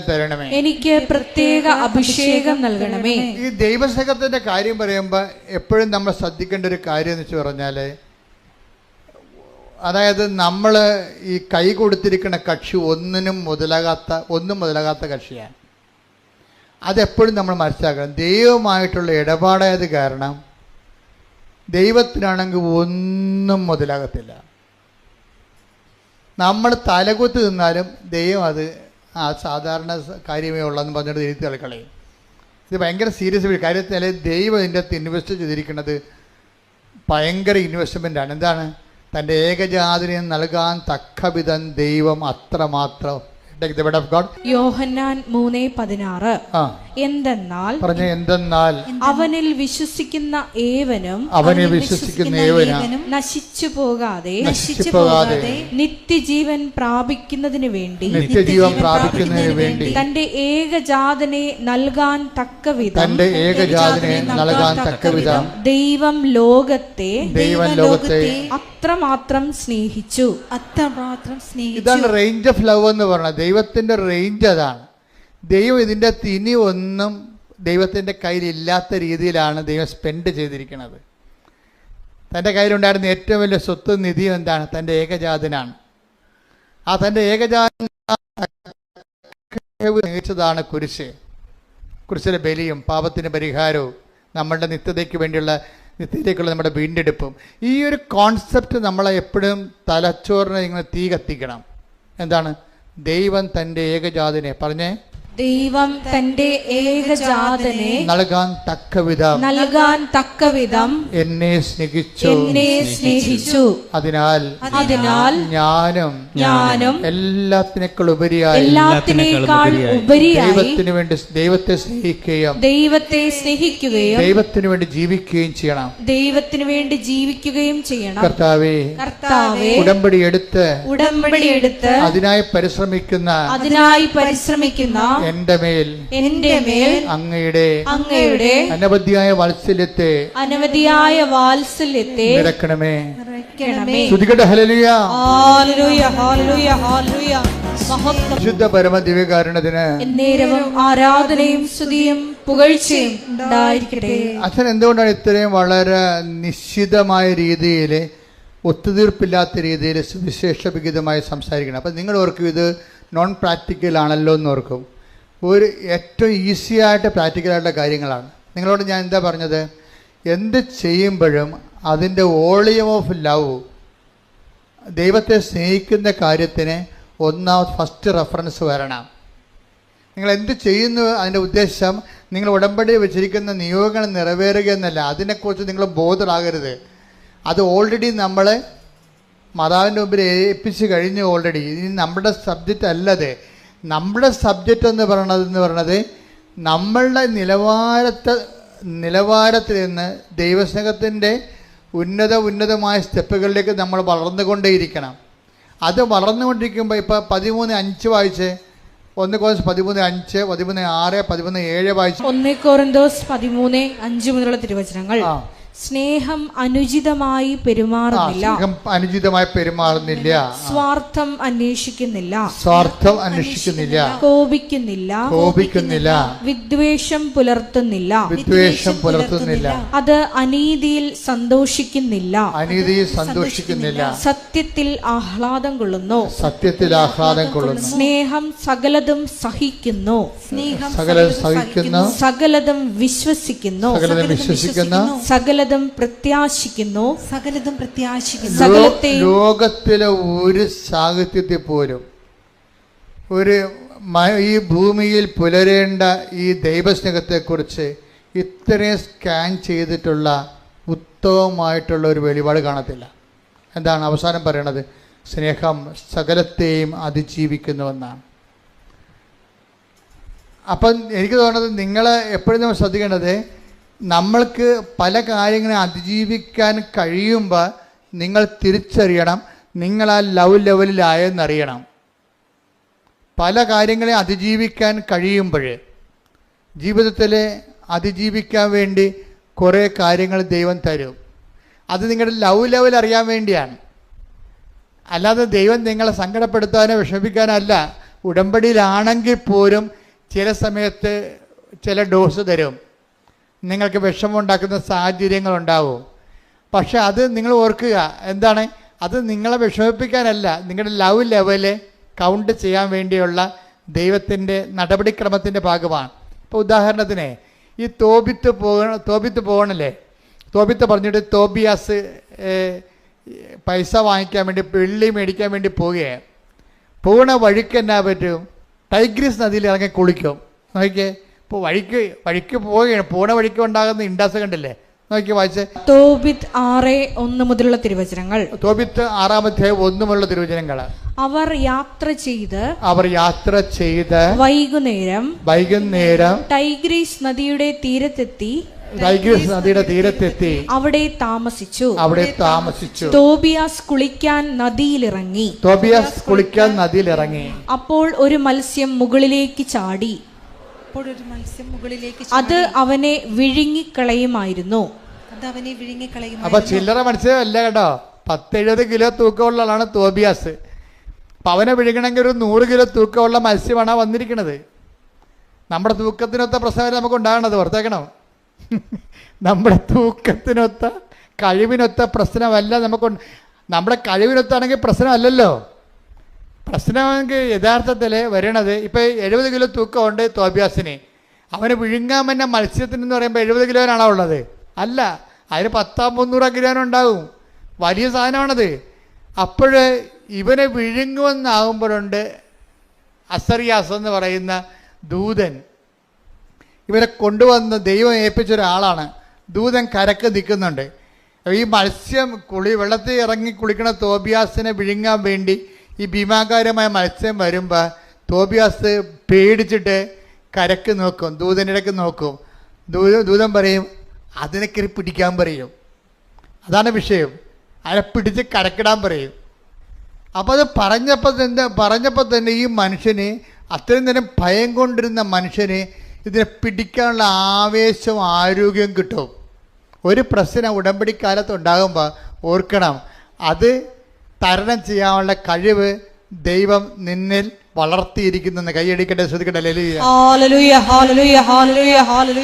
നേരം അച്ഛനിലൂടെ ഈശോ പറഞ്ഞുകൊണ്ടിരുന്ന ഇതാണ്, മക്കളെ, നിങ്ങൾ ഉടമ്പടി എടുക്കാൻ ദൈവം അനുഭവിച്ചത് തന്നെ എൻ്റെ വഴക്ക് പറയണമെന്നും നിങ്ങൾ കാര്യമായിട്ട് എടുക്കരുതേ. അത് നിങ്ങൾ കുറച്ചുകൂടി ഭംഗിയായിട്ട് ഉടമ്പടി ചെയ്യാൻ വേണ്ടി അച്ഛൻ പ്രശ്നം ഉണ്ടാക്കുന്നതാണ്. അല്ലാതെ അത് നീരസമായിട്ട് എടുക്കരുത്. നിങ്ങൾ, ഞാൻ ഉദ്ദേശിക്കുന്ന ഇതാണ്, ഉടമ്പടി ഒരു പെർഫെക്റ്റ് ഫോർമുലയാണ്. പക്ഷേ എൻ്റെ മക്കളത് കറക്റ്റായിട്ടാണ് അത് ചെയ്യണത്. ഞാൻ പറയുന്ന വോളി ഓഫ് ലവ് അത്രയും കടുത്ത ദൈവത്തിന് നമ്മളെ സംശയിക്കാൻ പറ്റാത്ത അത്രയും ദൈവത്തിന് നമ്മളെ കാണുമ്പോൾ ഒരു സന്തോഷം തോന്നണം. അത്രയും ദൈവസ്നേഹത്തോടെയാണ് എൻ്റെ മക്കളെ ചെയ്യണമെന്നുണ്ടെങ്കിലേ, ഇപ്പം തന്നെ ഈ മത്സ്യത്തിൻ്റെ കാര്യം കണ്ട, ഇത് അപ്രതീക്ഷിതമായി വന്നതാണ്. 70 കിലോ തൂക്കമുള്ള തോബിയാസിനെ പിടിക്കാൻ 100 കിലോ തൂക്കമുള്ള മത്സ്യം വായും പൊളിച്ച് നിൽക്കുകയാണ്. അപ്പോൾ ഉടനെ ഈ തോബിയാസ് കരക്ക് നോക്കി പേടിച്ച് നോക്കുമ്പോൾ പറയും അവനെ കയറി പിടിക്കാൻ പറയും. ഉടനെ ഈ വലിയ മത്സ്യത്തെ പിടിക്കാനുള്ള ശക്തി ഈ തോബിയാസിന് കിട്ടും. അതിൻ്റെ അർത്ഥം വെച്ചാൽ ഉടമ്പടി കാലത്ത് നിനക്കൊരു പ്രശ്നം ഉണ്ടായാൽ അതിൻ്റെ അർത്ഥം ആ പ്രശ്നത്തെ തരണം ചെയ്യാനുള്ള ശക്തി കർത്താവ് നിനക്ക് തന്നുവന്ന് നിന്നെ ബോധ്യപ്പെടുത്താനാണ്. കൈയടിക്കട്ടെ, പരിശുദ്ധ പരമദിവ്യകാരുണ്യത്തിന്. എന്നിട്ട് ഈ തോബിയാസ് മത്സ്യത്തെ പിടിച്ച് കരക്കിട്ടിട്ട് തോബിയാസ് പിന്നെ ദൂതനോട് ചോദിക്കും, വാട്ട് ഐ ഷുഡ് നാവോ, ഇനി എന്താ ചെയ്യേണ്ടത്? ഉടനെ പറയും ഇതിൻ്റെ ചങ്കും കരളും പറിച്ചെടുക്കാൻ പറയും. ആ പ്രശ്നത്തിൻ്റെ ചങ്കും കരളും ഇയാൾ പറിച്ചെടുത്തിട്ട് രണ്ടുപേരും കൂടെ അതിനെ ചുട്ടു തിന്നും. എങ്ങനെയാണ് ഇതിനെ അതിജീവിക്കണം നോക്കണം. എല്ലാ ഉടമ്പടി കാലങ്ങളുണ്ടാകുന്ന പ്രശ്നങ്ങൾ പോലും ദൈവം നിന്നെ വീണ്ടെടുക്കാൻ പോകുന്നതിൻ്റെ ഓരോ അടയാളങ്ങളും അതിൻ്റെ വഴികളുമാണ് വരണത്. അപ്പം നിങ്ങൾ പതറുകയല്ല ചെയ്യേണ്ടത്. നിങ്ങളെ പ്രേക്ഷിത പ്രവർത്തനത്തിൽ തോബിയാസിൻ്റെ സ്വഭാവം കണ്ടില്ലേ? ഓരോ വിഷയങ്ങൾ സംഭവിക്കുമ്പോൾ അവർ ഫോൺ വിളിച്ച് നാട്ടുകാരെയും വീട്ടുകാരെയും ബന്ധുക്കളെയും പാർട്ടിക്കാരെയും എല്ലാം വിളിക്കുന്നത്. ദൂതനെയാണ് നോക്കണത്. മത്സ്യം വന്നപ്പോൾ ദൂതനെ നോക്കി, മത്സ്യത്തെ പിടിച്ച് കരം കിട്ടപ്പോഴും ദൂതനോട് ചോദിച്ചു ഇനി എന്താ ചെയ്യേണ്ടത്? അപ്പോൾ ദൂതൻ പറഞ്ഞു അതിൻ്റെ ചങ്കും കരളും പറിക്കണം, അത് സൂക്ഷിച്ച് വെക്കണം, അതുകൊണ്ട് നമുക്ക് പണിയുണ്ട്. അപ്പോൾ ഓരോ വിഷയത്തെക്കുറിച്ചും ആ വിഷയത്തിൽ പങ്കെടുക്കുന്ന വ്യക്തികളെക്കുറിച്ചും ഒക്കെ നാളെ കാലങ്ങളിൽ ദൈവം നിനക്ക് ഗുണം ചെയ്യും. ഒരു പക്ഷേ ഇന്ന് നിന്നെ എതിർക്കുന്ന വ്യക്തികളാകാം. ഒരിക്കലേ ഞാനേ ഈ ചവിട്ടുനാടക വിജ്ഞാനകോശം എഴുതി. അത് ഞാൻ എൻ്റെ 89 കർത്താവ് ഈ ആധ്യാത്മിക ശുശ്രൂഷ തന്നപ്പോൾ അതിൻ്റെ കൂടെ തന്നതാണ് സഭയുടെ മിഷണറി കലകളെ പുനർജീവിപ്പിക്കുക. മിഷണറി കലകളാണ് ചവിട്ടുനാടകം, പുത്തമ്പാന, അമ്മാനം, ദേവാസ്പള്ളി, പിച്ചപ്പാട്ട്, അണ്ണായിപ്പാട്ട്, അങ്ങനെ കുറേ ഉണ്ട്. 9 കലകളുണ്ട്. അതെല്ലാം മൺമറഞ്ഞ് പോയിക്കൊണ്ടിരിക്കുകയാണ്. അതിനെ പുനർജീവിപ്പിക്കാൻ പറഞ്ഞു. ഞാൻ പിന്നെ എനിക്ക് സമയം കിട്ടുമ്പോൾ ആധ്യാത്മിക ശുശ്രൂഷ കഴിഞ്ഞാൽ പിന്നെ ഞാൻ അതിൻ്റെ ഗവേഷണങ്ങൾ, പഠനങ്ങൾ, അവതരണങ്ങൾ, അതുപോലെ തന്നെ കളരികൾ സ്വരൂപിക്കുക, അവരെ പഠിപ്പിക്കാനുള്ള സംവിധാനം ഉണ്ടാക്കുക. അപ്പോൾ അത് നല്ല ശരിക്കും അമ്മ ഓരോരോ കാലങ്ങളിലും ഹെൽപ്പ് ചെയ്യും. അവസാനം എനിക്ക് കേന്ദ്ര ഗവൺമെൻറ് ഞാൻ പ്രോജക്റ്റ് അയച്ചപ്പോൾ അവരത് അക്സെപ്റ്റ് ചെയ്തിട്ട് കേരളത്തിൽ 2 പേർക്ക് മാത്രം കൊടുക്കുക സീനിയർ ഫെലോഷിപ്പ് തന്നു. Central government. അത് അന്നത്തെ കാലത്ത് അതെനിക്ക് കിട്ടിയിരിക്കുന്നത് 2008 മറ്റെയാണ്. 2008 എനിക്ക് 3 ലക്ഷം രൂപയാണ് തന്നത് സെൻട്രൽ ഗവൺമെൻറ് ഞാൻ ചെയ്ത വർക്ക് എന്തിനാണ്? ചവിട്ടുനാടക വിജ്ഞാന കോശം. അത് ആ വർക്ക് തീർന്ന എപ്പോഴാണ്? 5 കൊല്ലം കഴിഞ്ഞപ്പോൾ 2013 ആ വർക്ക് തീർന്ന. ആ വർക്ക് തീർന്നപ്പോൾ ഇത് പ്രസിദ്ധീകരിക്കണ്ടേ? ഇത് പ്രസിദ്ധീകരിക്കാൻ വേണ്ടി ഇതിന് എന്തുമാത്രം ഇത് ആദ്യമേ, അതായത് നിങ്ങൾ ഒരു സ്ഥലത്ത് നിങ്ങൾ പറയുമല്ലോ ഞാൻ അവിടെ കൊണ്ട് ബിസാക്ക് കൊടുത്തു, അപ്പോൾ ഏജൻസിക്ക് ഞാൻ 1 ലക്ഷം രൂപ കൊടുത്തു, പിന്നെ 6 മാസം കഴിഞ്ഞപ്പോൾ അത് മനസ്സിലായി ഏജൻസി ഫേക്കാണെന്ന് കണ്ടു, അത് ഉടനെ ഞാൻ കാശ് തിരിച്ചു ചോദിച്ചു, അവർ കുറച്ച് കാശ് തന്നു, പിന്നെ അവർ വിളിച്ചിട്ട് എടുക്കണില്ല. ഇങ്ങനെ നിങ്ങളുടെ കഥ ഇല്ലേ, ആ കഥ പോലെ തന്നെ ഇതുപോലെ ഓരോ സംഭവങ്ങളും നമ്മുടെ ജീവിതം നടത്തുമ്പോൾ ദൈവം ഉദ്ദേശിക്കുന്നത് ഈ മത്സ്യത്തെ കൊല്ലാനുള്ള ബലം നീ പ്രാപിക്കാൻ വേണ്ടി പ്രാർത്ഥിക്കാൻ വേണ്ടി സ്കീംസ് തരികയാണ്. അതെപ്പോഴും ഓർത്തേക്കണം, പ്രാർത്ഥിക്കാനുള്ള സ്കീംസാണിത്. എല്ലാ കാര്യവും വിജയിക്കരുത്. എല്ലാ കാര്യവും വിജയിച്ചാൽ ദൈവത്തിൻ്റെ പദ്ധതി വിജയിക്കത്തില്ല. എല്ലാ കാര്യവും വിജയിച്ചാൽ നിൻ്റെ പദ്ധതി വിജയിക്കും. പക്ഷെ ദൈവത്തിൻ്റെ പദ്ധതി അതല്ല, നിന്നെ ബലമാക്കുകയാണ്. നിന്നെ എന്താണ് അവസാനം ഫിലിപ്പിയർ 4:13 പറഞ്ഞ എന്താണ്? എന്നെ ശക്തനാക്കുന്നതിലൂടെ എന്ന് പറഞ്ഞ് ഫിലിപ്പിയർ 4:13 എന്നെ ശക്തനാക്കുന്നവനിലൂടെ എല്ലാം ചെയ്യാൻ എനിക്ക് സാധിക്കും. അപ്പോൾ ദൈവത്തിൻ്റെ ഉദ്ദേശം കുറച്ച് കാര്യം നമ്മൾ ചെയ്യാന്നുള്ളതല്ല. ഇപ്പം നമ്മൾ പാർട്ടിയെ ആശ്രയിച്ച് കഴിഞ്ഞാൽ ആ കുറച്ച് കാര്യങ്ങൾ നടക്കും അല്ലേ? അത് കുറച്ച് 5 കൊല്ലം കഴിയുമ്പോൾ അവിടെ ഭരണം മാറുകയും ചെയ്യും. അപ്പോൾ ഈ ലോകത്തിൻ്റെ ആൾക്കാർ ഇപ്പോൾ പൊന്ന്, പണം, അതുപോലെ തന്നെ ഓരോ സംഭവങ്ങളൊക്കെ നമ്മൾ ആശ്രയം വെക്കുമ്പോൾ എല്ലാം നമുക്ക് കിട്ടത്തില്ല. അതെപ്പോഴും അതുകൊണ്ട് ബൈബിൾ എപ്പോഴും കറക്റ്റ് സ്പോട്ടിൽ നമ്മൾ നയിക്കത്തുള്ളൂ. എന്താണ് ഫിലിപ്പിയർ 4:13 എന്താ പറയണത്? എന്നെ ശക്തനാക്കുന്നതിലൂടെ എനിക്കെല്ലാം ചെയ്യാൻ പറഞ്ഞോളൂ, വായിച്ചോളൂ, സാധിക്കും. അതായത് ദൈവത്തിൽ ആശ്രയം വെച്ചാൽ മാത്രമേ നമുക്ക് എല്ലാം ചെയ്യാൻ പറ്റത്തുള്ളൂ, ഇല്ലേ? അല്ലെങ്കിൽ നമ്മൾ ഒരു പിന്നി മേടിക്കാൻ ഒരു കടയിൽ പോയി, അപ്പോൾ അവിടെ പിണ്ണാക്ക് മേടിക്കാൻ പാലം കയറി അപ്പുറത്തെ കടയിൽ പോയി, ഇങ്ങനെ പലയിടത്ത് നടക്കേണ്ടി വരും. അപ്പോഴും സൂപ്പർ മാർക്കറ്റിൽ കയറുകയാണെങ്കിൽ എല്ലാ സാധനവും അവിടെ ഉണ്ട്. ഇതുപോലെ നമ്മളെ ശക്തീകരിക്കുക എന്ന് പറയുന്ന പോലെ ദൈവത്തിൽ ആശ്രയിക്കുമ്പോൾ നമ്മുടെ ജീവിതത്തിൻ്റെ എല്ലാ മേഖലകളിലുമാണ് ദൈവത്തിൽ ആശ്രയിക്കേണ്ടതെന്നാണ് എൻ്റെ അർത്ഥം. അല്ലാതെ നിങ്ങൾക്ക് പറ്റുന്ന അബദ്ധം, ചില കാര്യങ്ങൾക്ക് ദൈവത്തിൽ ആശ്രയിക്കും, ചില കാര്യങ്ങൾക്ക് നിങ്ങളുടെ ആങ്ങളെ വിളിച്ച് പറയും, അവിടെ സംഭവം തെണ്ടും. അതാണ് പ്രശ്നം. ആങ്ങളൊക്കെ കുറച്ച് ഗുണ്ടാപ്പണിയൊക്കെ ഉള്ളതാണ്, കുറച്ച് കഞ്ചാവ് ബിസിനസ്സൊക്കെ ഉള്ളതാണ്. അമ്മായിയമ്മയുടെ പോരിന് ചില അമ്മായിയമ്മമാരുടെ മേൽമക്കൾ പറഞ്ഞിട്ടില്ലേ, എൻ്റെ ആങ്ങളൊക്കെ നിങ്ങളെ കൊട്ടേഷൻ കൊടുക്കുന്നു പറഞ്ഞിട്ടില്ലേ? ഒരു ദിവസം പത്രത്തെ വന്നാണ് അമ്മായിയമ്മ മരുമകളും കൂടി അടുക്കള പോര്. അപ്പം ജയിക്കാൻ വേണ്ടി അമ്മായിയമ്മ ഒതുക്കാൻ വേണ്ടി പറഞ്ഞാണ്, എൻ്റെ ആങ്ങള ആരാണെന്ന് അറിയാമല്ല, കൊട്ടേഷനാണ്, നിങ്ങളെ ഞാൻ കൊട്ടേഷൻ കൊടുക്കുമെന്ന് പറയും. ആരും നിങ്ങളുടെ മകനെ കൊടുക്കുമെന്ന് പറയും. അനിയനുണ്ടേ ഭർത്താവിന്, അവൾ കൊടുക്കാൻ വേണ്ടിയല്ല, ജയിക്കാൻ വേണ്ടി പറഞ്ഞാൽ. പക്ഷേ അധ്യായം ജയിക്കാൻ വേണ്ടി പോലും അങ്ങനെ ലോകത്തിൻ്റെ ശക്തികളെ നിങ്ങളുടെ അവലംബം വെക്കരുത്. എപ്പോഴും നമ്മൾ ശ്രദ്ധിക്കണം. ഉടമ്പടി എടുക്കുമ്പോൾ, ഉടമ്പടി എന്ന് പറഞ്ഞാൽ ഒരു എന്തെങ്കിലും കൊണ്ടുവന്ന് ഇവിടെ കെട്ടിത്താത്തുന്ന വിഷയമല്ല, ഒരു ജീവിത രീതിയാണ്. എന്നെ ശക്തനാക്കുന്നതിലൂടെ എന്ന് വെച്ച് കഴിഞ്ഞാൽ എല്ലാം ചെയ്യാൻ വേണ്ടി നമ്മളെ ശക്തനാക്കാൻ ദൈവം മാത്രമേ ഉള്ളൂ. കൈയടിച്ച് സ്തുതിക്കട്ടെ. ഹല്ലേലൂയ, ഹല്ലേലൂയ, ഹല്ലേലൂയ, ഹല്ലേലൂയ, ഹല്ലേലൂയ. ആരാധനയും സ്തുതിയും പുകഴ്ചയും ഉണ്ടായിരിക്കട്ടെ. അപ്പോൾ കാര്യം മനസ്സിലായില്ലേ? ഉടമ്പടി കാലത്ത് പ്രത്യേകിച്ച് ഉടമ്പടി ഒരു ജീവിത രീതിയാണ്. 90 ദിവസത്തേക്ക് വേണ്ടിയുള്ള എന്തെങ്കിലും ഒരു പ്രോഗ്രാം അല്ല, ഒരു ഫങ്ഷൻ അല്ല, അതൊരു ജീവിത രീതിയാണ്. അപ്പോൾ അതുകൊണ്ട് ഒരു നിലപാടുണ്ട്. ആരാണ് എന്നെ ശക്തനാക്കുന്ന? ആരാണ്? ദൈവം. അതുകൊണ്ടാണ് ഈശോ പറഞ്ഞത് ഞങ്ങളെ പ്രലോഭനത്തിൽ ഉൾപ്പെടുത്തരുതേ. അപ്പോൾ എന്ന് വെച്ച് കഴിഞ്ഞാൽ ഇതുപോലെയുള്ള ഒരു കാര്യത്തിന് വേണ്ടി, ഇപ്പം നിങ്ങളുടെ മതിൽ പൊളിച്ചു, ഇപ്പം ഇന്നലെ ഇപ്പം ഈ സെലുവിൻ്റെ സാക്ഷ്യത്തിലുണ്ടേ, സെലുവിൻ്റെ വീട്ടിൽ എല്ലാ ദിവസവും ഓരോ പാമ്പ് മാറി മാറി കയറണം. ഒരു പാമ്പ് അണലി ഒരു ദിവസം വന്നാൽ അടുത്ത ദിവസം മുറുക്കം വരും, പിന്നെ ചേനത്തണ്ടം വരും, ശംഖുവരയും വരും. ഇങ്ങനെ ഓരോ പാമ്പ് വരികയാണ്. മൊത്തം ഇതിനെ കൈകാര്യം ചെയ്യാൻ ഇവർക്ക് പറ്റണില്ല. ഇത് കൈകാര്യം ചെയ്യാൻ വേണ്ടി വേറെ ആരെയും വിളിച്ചു വരുത്തിയ ഏക്കത്തില്ല ഈ സാധനം. കാര്യം കോംപ്രമൈസ് ടോക്കിന് തയ്യാറല്ല ഈ മുറുക്കപ്പാമ്പൊക്കെ, ഒത്തുതീർപ്പിന് തയ്യാറല്ല. അവന്മാർ കയറി വേണമെങ്കിൽ നമ്മുടെ തലേൻ്റെ താഴെ ഇരിക്കും. അപ്പോൾ ഈ ലോകത്ത് കോംപ്രമൈസ് ടോക്കിന് തയ്യാറല്ലാത്ത ഒത്തിരിയേറെ ജീവികളും ജീവിത വിഷയങ്ങളും ഉണ്ട്. അതുകൊണ്ടാണ് എന്നെ ശക്തനാക്കുന്നതിലൂടെ എല്ലാം ചെയ്യാൻ പറ്റത്തില്ല. മനുഷ്യന്മാരിൽ ആശ്രയിക്കുമ്പോഴും മരുന്നിൽ ആശ്രയിക്കുമ്പോഴും എല്ലാം ചെയ്യാൻ പറ്റത്തില്ല. കിഡ്നിയുടെ മരുന്ന് കഴിക്കുന്നതിന് കരളരോഗം ഉണ്ടെങ്കിൽ അതിന് വേറെ മരുന്ന് കഴിക്കേണ്ടി വരും. ആ മരുന്ന് എല്ലാം ചെയ്യാൻ പറ്റത്തില്ല. ഇതാണ് എൻ്റെ അത് വരുന്ന വിഷയം വരണത്. അപ്പം അതുകൊണ്ട് തന്നെ എല്ലാം ഈ ദൈവത്തിന് ഒരു ഓപ്ഷൻ നമുക്കില്ല.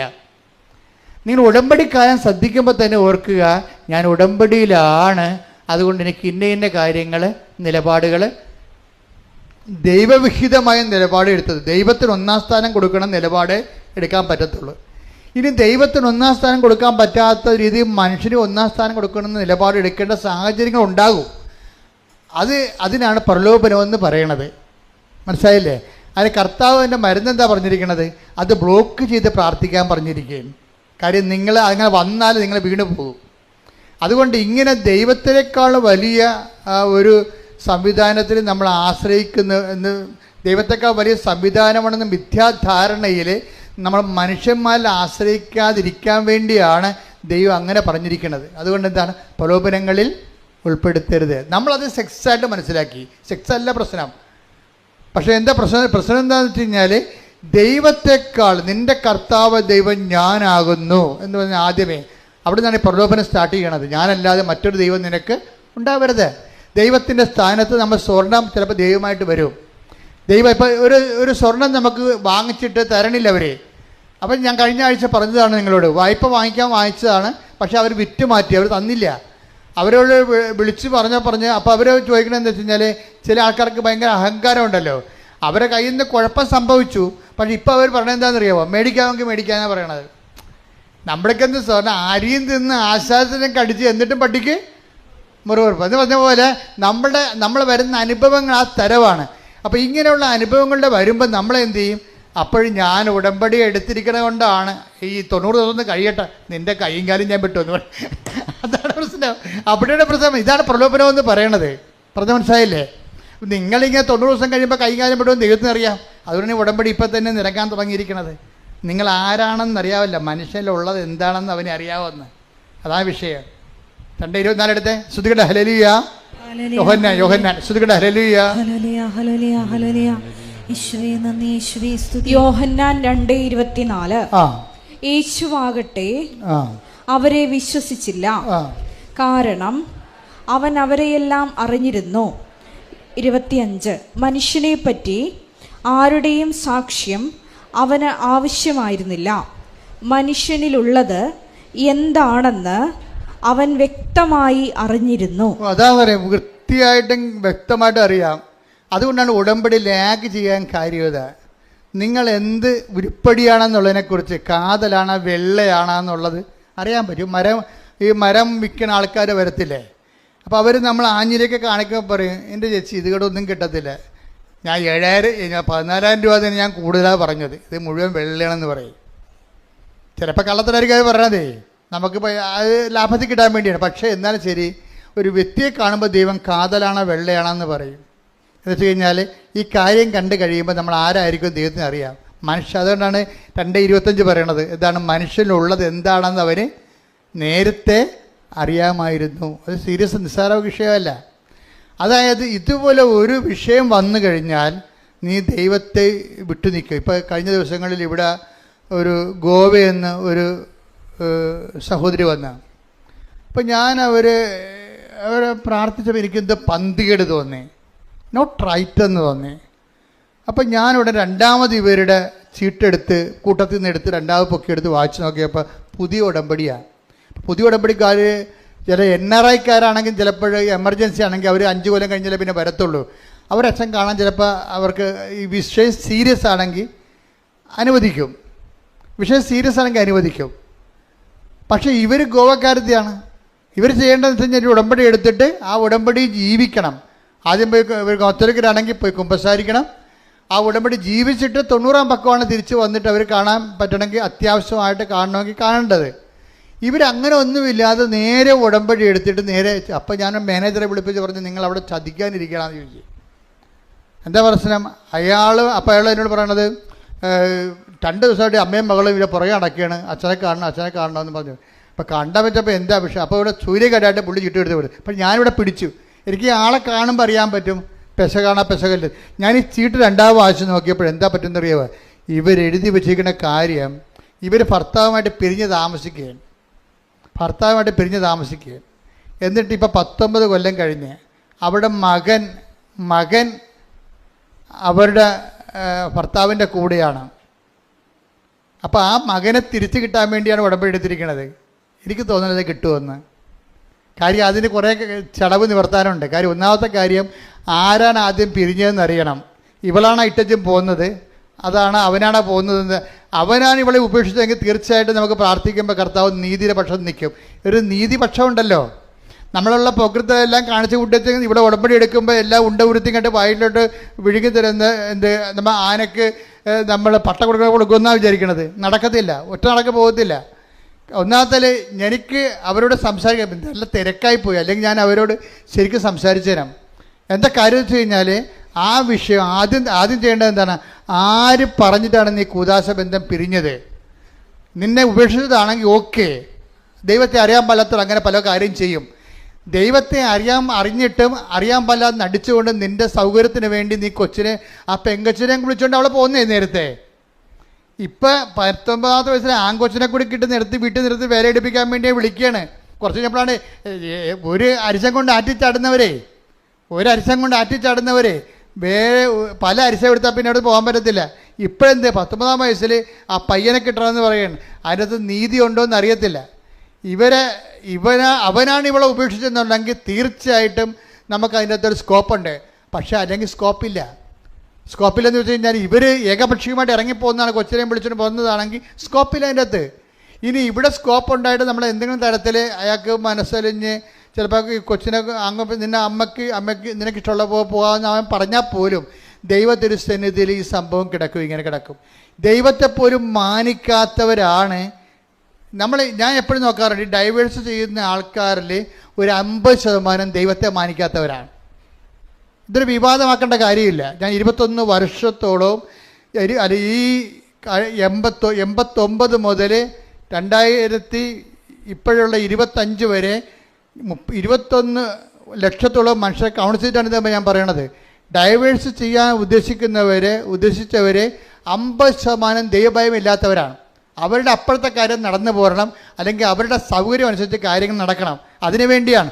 ഒരിക്കൽ ദൈവത്തെ ഉപേക്ഷിച്ചവർ പിന്നെ എത്ര കടന്ന് മോങ്ങിയാലും ആ ദൈവം നിത്യതപോലെ തിരിച്ചു വരത്തില്ല. പള്ളിയിൽ നിന്ന് ചിലപ്പോൾ എന്തെങ്കിലുമൊക്കെ പറഞ്ഞ് നിങ്ങൾക്ക് ചിലപ്പോൾ ഡിസ്പെൻസേഷനൊക്കെ വാങ്ങിച്ച് ചിലപ്പോൾ വേറെ കെട്ടാൻ പറ്റുമായിരിക്കും. പക്ഷേ ദൈവത്തിരുസന്നിധി ആ കണക്കെടുപ്പുണ്ട്.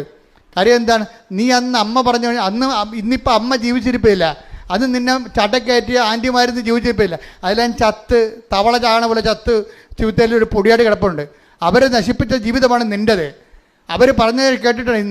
ഇന്ന് നിങ്ങൾ ജീവിത പങ്കാളി പിരിയണമെന്നൊക്കെ പറഞ്ഞിട്ട് ജീവിത പങ്കാളിയുമായിട്ട് താമസിക്കാൻ തയ്യാറല്ല എന്ന് പറയുമ്പോൾ അതിനുവേണ്ടി നിങ്ങളെ സ്ക്രൂ ചെയ്യുന്നവർ ചിലപ്പോൾ അപ്പനായിരിക്കാം, ചിലപ്പോൾ അമ്മാവനായിരിക്കാം, ചിലപ്പോൾ അനിയത്തിയായിരിക്കാം, ആൻറ്റി ആയിരിക്കാം. ഇവന്മാരെല്ലാം പാമ്പ് ചാകണ പോലെ പൊടിയായിട്ടിരിക്കും. നിങ്ങൾക്കൊന്നും ചെയ്യാൻ പറ്റത്തില്ല. അവർ പറഞ്ഞ കേട്ടിട്ട് ഒരിക്കൽ ദൈവത്തെ ഉപേക്ഷിച്ചവരാണ്. ദൈവത്തെ നമ്മൾ ഒരിക്കൽ ഉപേക്ഷിച്ചതിന് ശേഷം നമ്മൾ ഒരിക്കൽ ആ ദൈവത്തെ തിരിച്ചു വിളിക്കാൻ പറഞ്ഞാൽ ദൈവം തിരിച്ചു വരത്തില്ല. ഭൂമിയിൽ എന്തെങ്കിലുമൊക്കെ അഡ്ജസ്റ്റ്മെൻറ്റ് നടക്കുമെന്നല്ലേ ഉള്ളൂ. നിത്യത. ഞാൻ മാതാവിനെ നേരെ ചൊവ്വ കണ്ട ആളാണ്. ഞാൻ പറഞ്ഞ് നിങ്ങൾ ശ്രദ്ധിക്കണം. കാര്യം ദൈവത്തെക്കുറിച്ച് വ്യക്തമായ അഭിപ്രായമില്ലാത്തവർ, അടയാളമില്ലാത്തവർ, അനുഭവമില്ലാത്ത ആൾക്കാരുണ്ടാക്കിയിട്ടുള്ള ആധ്യാത്മികതയിൽ ചിലപ്പോൾ ഇങ്ങനെ പലതരത്തിലുള്ള കോംപ്രമൈസും ഒത്തുതീർപ്പും ഉണ്ടാകും. പക്ഷെ ഒരു കാര്യം വ്യക്തമാണ്, കൃപാസനത്തിലാണ് ഉടമ്പടി ദൈവം തന്നിട്ടുണ്ടെങ്കിൽ ആ ഉടമ്പടിയുടെ 10,000 ദൈവത്തെ അറിയുന്നുണ്ടെങ്കിൽ ദൈവം വസിക്കുന്ന ഇടത്ത് വന്ന് നിൽക്കുമ്പോൾ നിങ്ങൾ മാനസാന്തരപ്പെടാൻ നിങ്ങൾ ബാധ്യസ്ഥരാണ്. അല്ലെങ്കിൽ ഇത് നിങ്ങളുടെ അവസാനത്തെ ഓപ്ഷനാണ്. നിങ്ങൾ തിരിച്ചറിയണം. ശ്രുതികട്ടെ. ഹല്ലേലൂയ, ഹല്ലേലൂയ, ഹല്ലേലൂയ, ഹല്ലേലൂയ. ഞങ്ങളുടെ ജീവിതത്തിൽ പശ്ചാത്തപിക്കാനുള്ള, ദൈവത്തിലേക്ക് തിരിച്ചു വരാനുള്ള അവസരങ്ങൾ നഷ്ടപ്പെടുത്താതിരിക്കുവാനുള്ള വലിയ കൃപ ഞങ്ങൾക്ക് നൽകണമേ. ദിവ്യകാരുണ്യത്തിന് നേരവും ആരാധനയും സ്തുതിയും പുകഴ്ചയും ഉണ്ടായിരിക്കട്ടെ. പരിശുദ്ധ പരമ ദിവ്യകാരുണ്യത്തിന് നേരവും ആരാധനയും സ്തുതിയും പുകഴ്ചയും ഉണ്ടായിരിക്കട്ടെ. പരിശുദ്ധ പരമ ദിവ്യകാരുണ്യത്തിന് നേരവും ആരാധനയും സ്തുതിയും പുകഴ്ചയും ഉണ്ടായിരിക്കട്ടെ. നമ്മൾ ചങ്കം കരളും എടുത്ത് സൂക്ഷിച്ച് അസറിയാസും തോബിയാസും കൂടി പിന്നെയും യാത്രയാകും. അപ്പോഴവരെ പോകുന്ന വഴിക്ക് രാത്രിയാകുമ്പോൾ റഗ്വേൽ എന്നും പറഞ്ഞ ഒരാളിൻ്റെ വീട്ടിൽ കയറും. റഗ്വേൽ ബന്ധമുള്ള ആളാണ്, ചർച്ചക്കാരാ. ഇപ്പം രാത്രിയായി, പോകേണ്ട സ്ഥലം ഇനിയും പോകാനുണ്ട്. പക്ഷെ രാത്രി ആയതുകൊണ്ട് യാത്ര നടക്കാത്തത് കൊണ്ട് ഇവർ മത്സ്യത്തിനെ ചുട്ടു തന്നിട്ട് ചങ്കം കരലും എടുത്തുകൊണ്ട് യാത്രയാകും. റഗ്വേലിൻ്റെ വീട്ടിൽ ചെല്ലുമ്പോഴാണ് വിഷയം. റഗ്വേലിൻ്റെ മകളാണ് സാറ. അവൾ ശരിക്കും പറഞ്ഞാൽ ദൈവം ഈ തോബിയാസിന് വേണ്ടി നിശ്ചയിച്ചിരുന്ന ജീവിത പങ്കാളിയാണ്. ദൈവഹിതപ്രകാരമല്ലാതെ അവൾ കല്യാണം കഴിച്ച് 7 ഭർത്താക്കന്മാർ മരിച്ചിരിക്കുന്നതാണ്.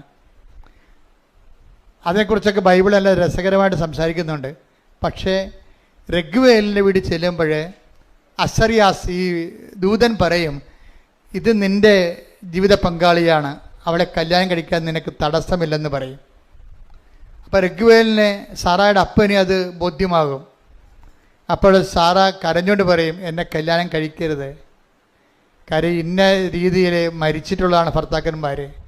കാര്യം തുറന്നു പറഞ്ഞ കണ്ടില്ലേ, വിവാഹത്തിൽ എന്തെങ്കിലും ഒരു പരാധീനത ഉണ്ടെങ്കിൽ നമ്മൾ ദൈവത്തിനാണ് പ്രാധാന്യം കൊടുക്കണമെന്നുണ്ടെങ്കിൽ തുറന്ന് പറയണം. കഴിക്കണമെങ്കിൽ കഴിക്കണം, അല്ലെങ്കിൽ കഴിക്കണം, ദൈവതീരുമാനിക്കുന്നത്. ഇപ്പം ഇവൾ സാറ കാര്യം തുറന്ന് പറയുകയാണ്. എന്താ പറയണത്? എൻ്റെ ഭർത്താക്കന്മാർ കെട്ടിയവരെല്ലാം അന്ന് രാത്രി തന്നെ മരിച്ചു വീണിട്ടുണ്ട്, എൻ്റെ ഒരു അവസ്ഥ അതാണ്. അപ്പം റഗ്വേലിന് അസറിയാസ് പറയും, ഇല്ല, ഇത് ദൈവഹിതമാണ്, നിൻ്റെ ഭർത്താക്കന്മാരെ കൊന്നിട്ടുള്ള ഭൂതത്തെ ഞാൻ ഉച്ചാടനം ചെയ്യുമെന്ന് പറയും. എന്നിട്ട് അസറിയാസ് തോബിയാസിനോട് പറയും കല്യാണ രാത്രിയിൽ, നീ പിടിച്ച മത്സ്യത്തിൻ്റെ ചങ്കും കരലും എടുത്ത് ഇപ്പം നെരിപ്പോടിലിട്ട് പുകക്കാൻ പറയും. അത് പുകച്ചു കഴിയുമ്പോൾ ഈ ഭൂതം ഉച്ചാരണം ചെയ്യപ്പെടും.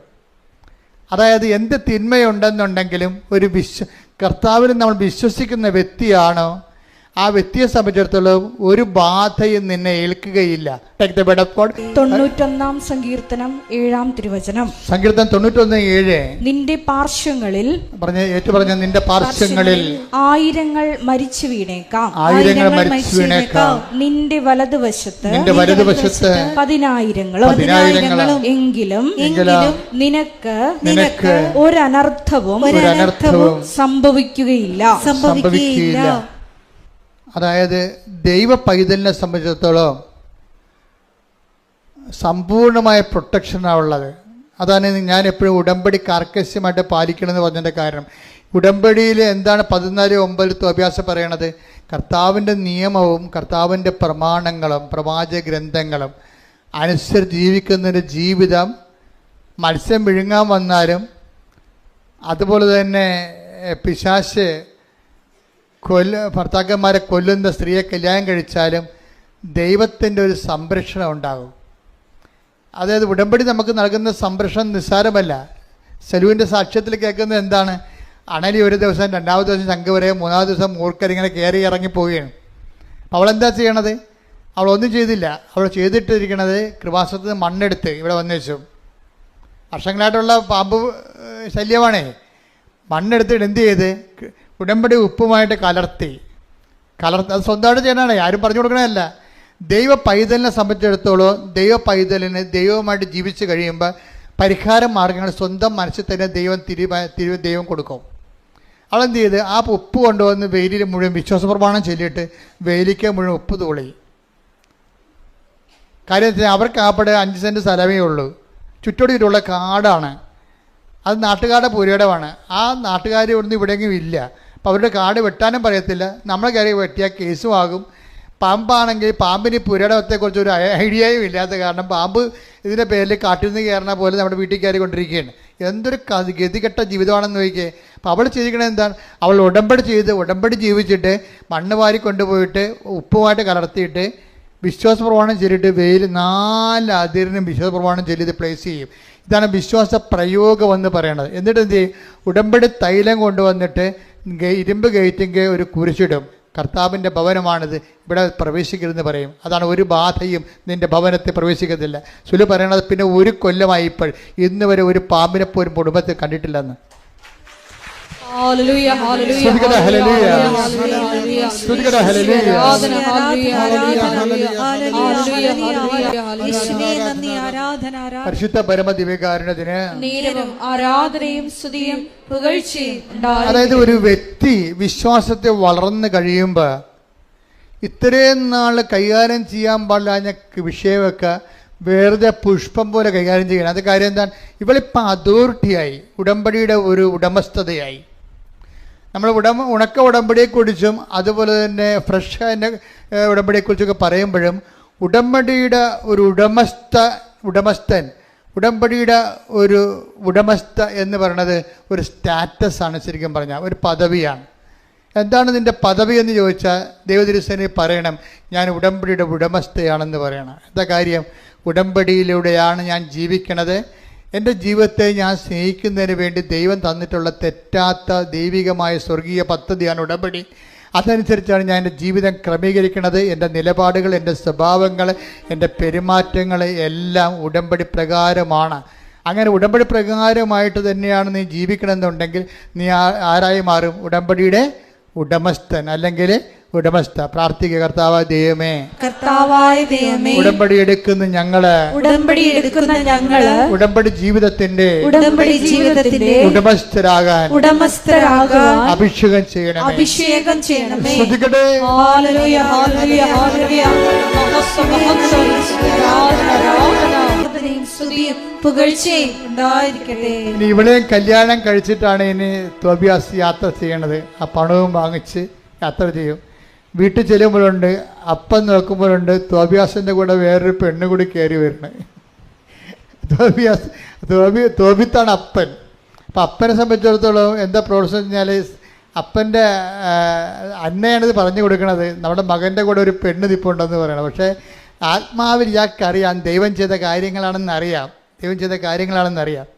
പക്ഷേ അതേസമയം തന്നെ ഇപ്പോൾ അസറിയാസ് റാഫേൽ മാലാഖ പറഞ്ഞിട്ടാണല്ലോ ഇതെല്ലാം ചെയ്യണം. ദൈവമാണ് ഇതെല്ലാം പറഞ്ഞ് ചെയ്യിക്കണം ഈ കാര്യങ്ങളെല്ലാം.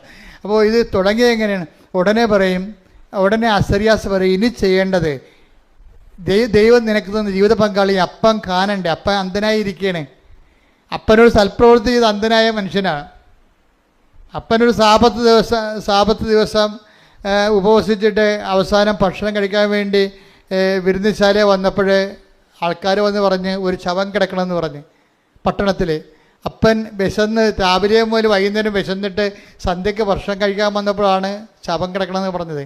ഉടനെ അപ്പൻ എന്ത് ചെയ്ത് ആ ശവം പോയി മറവ് ചെയ്ത്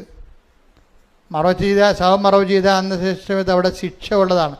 പക്ഷേ ദൈവത്തിൻ്റെ പേര് സൽപ്രവൃത്തിയാണ് ശവം മറവ് ചെയ്യണമെന്ന് ഉള്ളത് കൊണ്ടാണ് ആ മനുഷ്യൻ അതിനെ മറവ് ചെയ്തിട്ട് തിരിച്ചു വന്നത്. അപ്പം അങ്ങനെ മറവ് ചെയ്തിട്ട് തിരിച്ചു വന്ന് തളർന്നു വരുമ്പോൾ ഒരു മതിലിൻ്റെ അരികിലിരിക്കും. അവിടെ ഇരുന്ന് ചാരി ഒന്ന് ഉറങ്ങിപ്പോകും. അപ്പം മതിരെ വന്നിരുന്ന കുഞ്ഞാറ്റക്കിളികൾ കാട്ടിച്ചിട്ട് ഇയാൾ കണ്ണീർ വീഴും, കണ്ണ് കാഴ്ച പോകും. അപ്പോൾ സൽപ്രവൃത്തി ചെയ്തിട്ട് പണി മേടിച്ച ആളാണ് ഇയാൾ. നിങ്ങൾ ഓർക്കണം, ദൈവത്തിൻ്റെ പൈതലാണ്, ദൈവത്തിൻ്റെ നീതിമാനാണെങ്കിൽ സംഭവിക്കണതെല്ലാം ദൈവത്തിന് നിശ്ചയപ്രകാരം ദൈവത്തിൻ്റെ ഉപരിമഹത്വത്തിനായിരിക്കും. ഇപ്പോഴും അന്ധനായ അപ്പൻ്റെ അടുത്ത് മകൻ കല്യാണം കഴിച്ചുകൊണ്ട് ജീവിത പങ്കാളിയുമായിട്ട് വരുമ്പോൾ അപ്പോഴും അസ്ത്രീയാസമുണ്ട്, വിട്ടുമാറാതെ.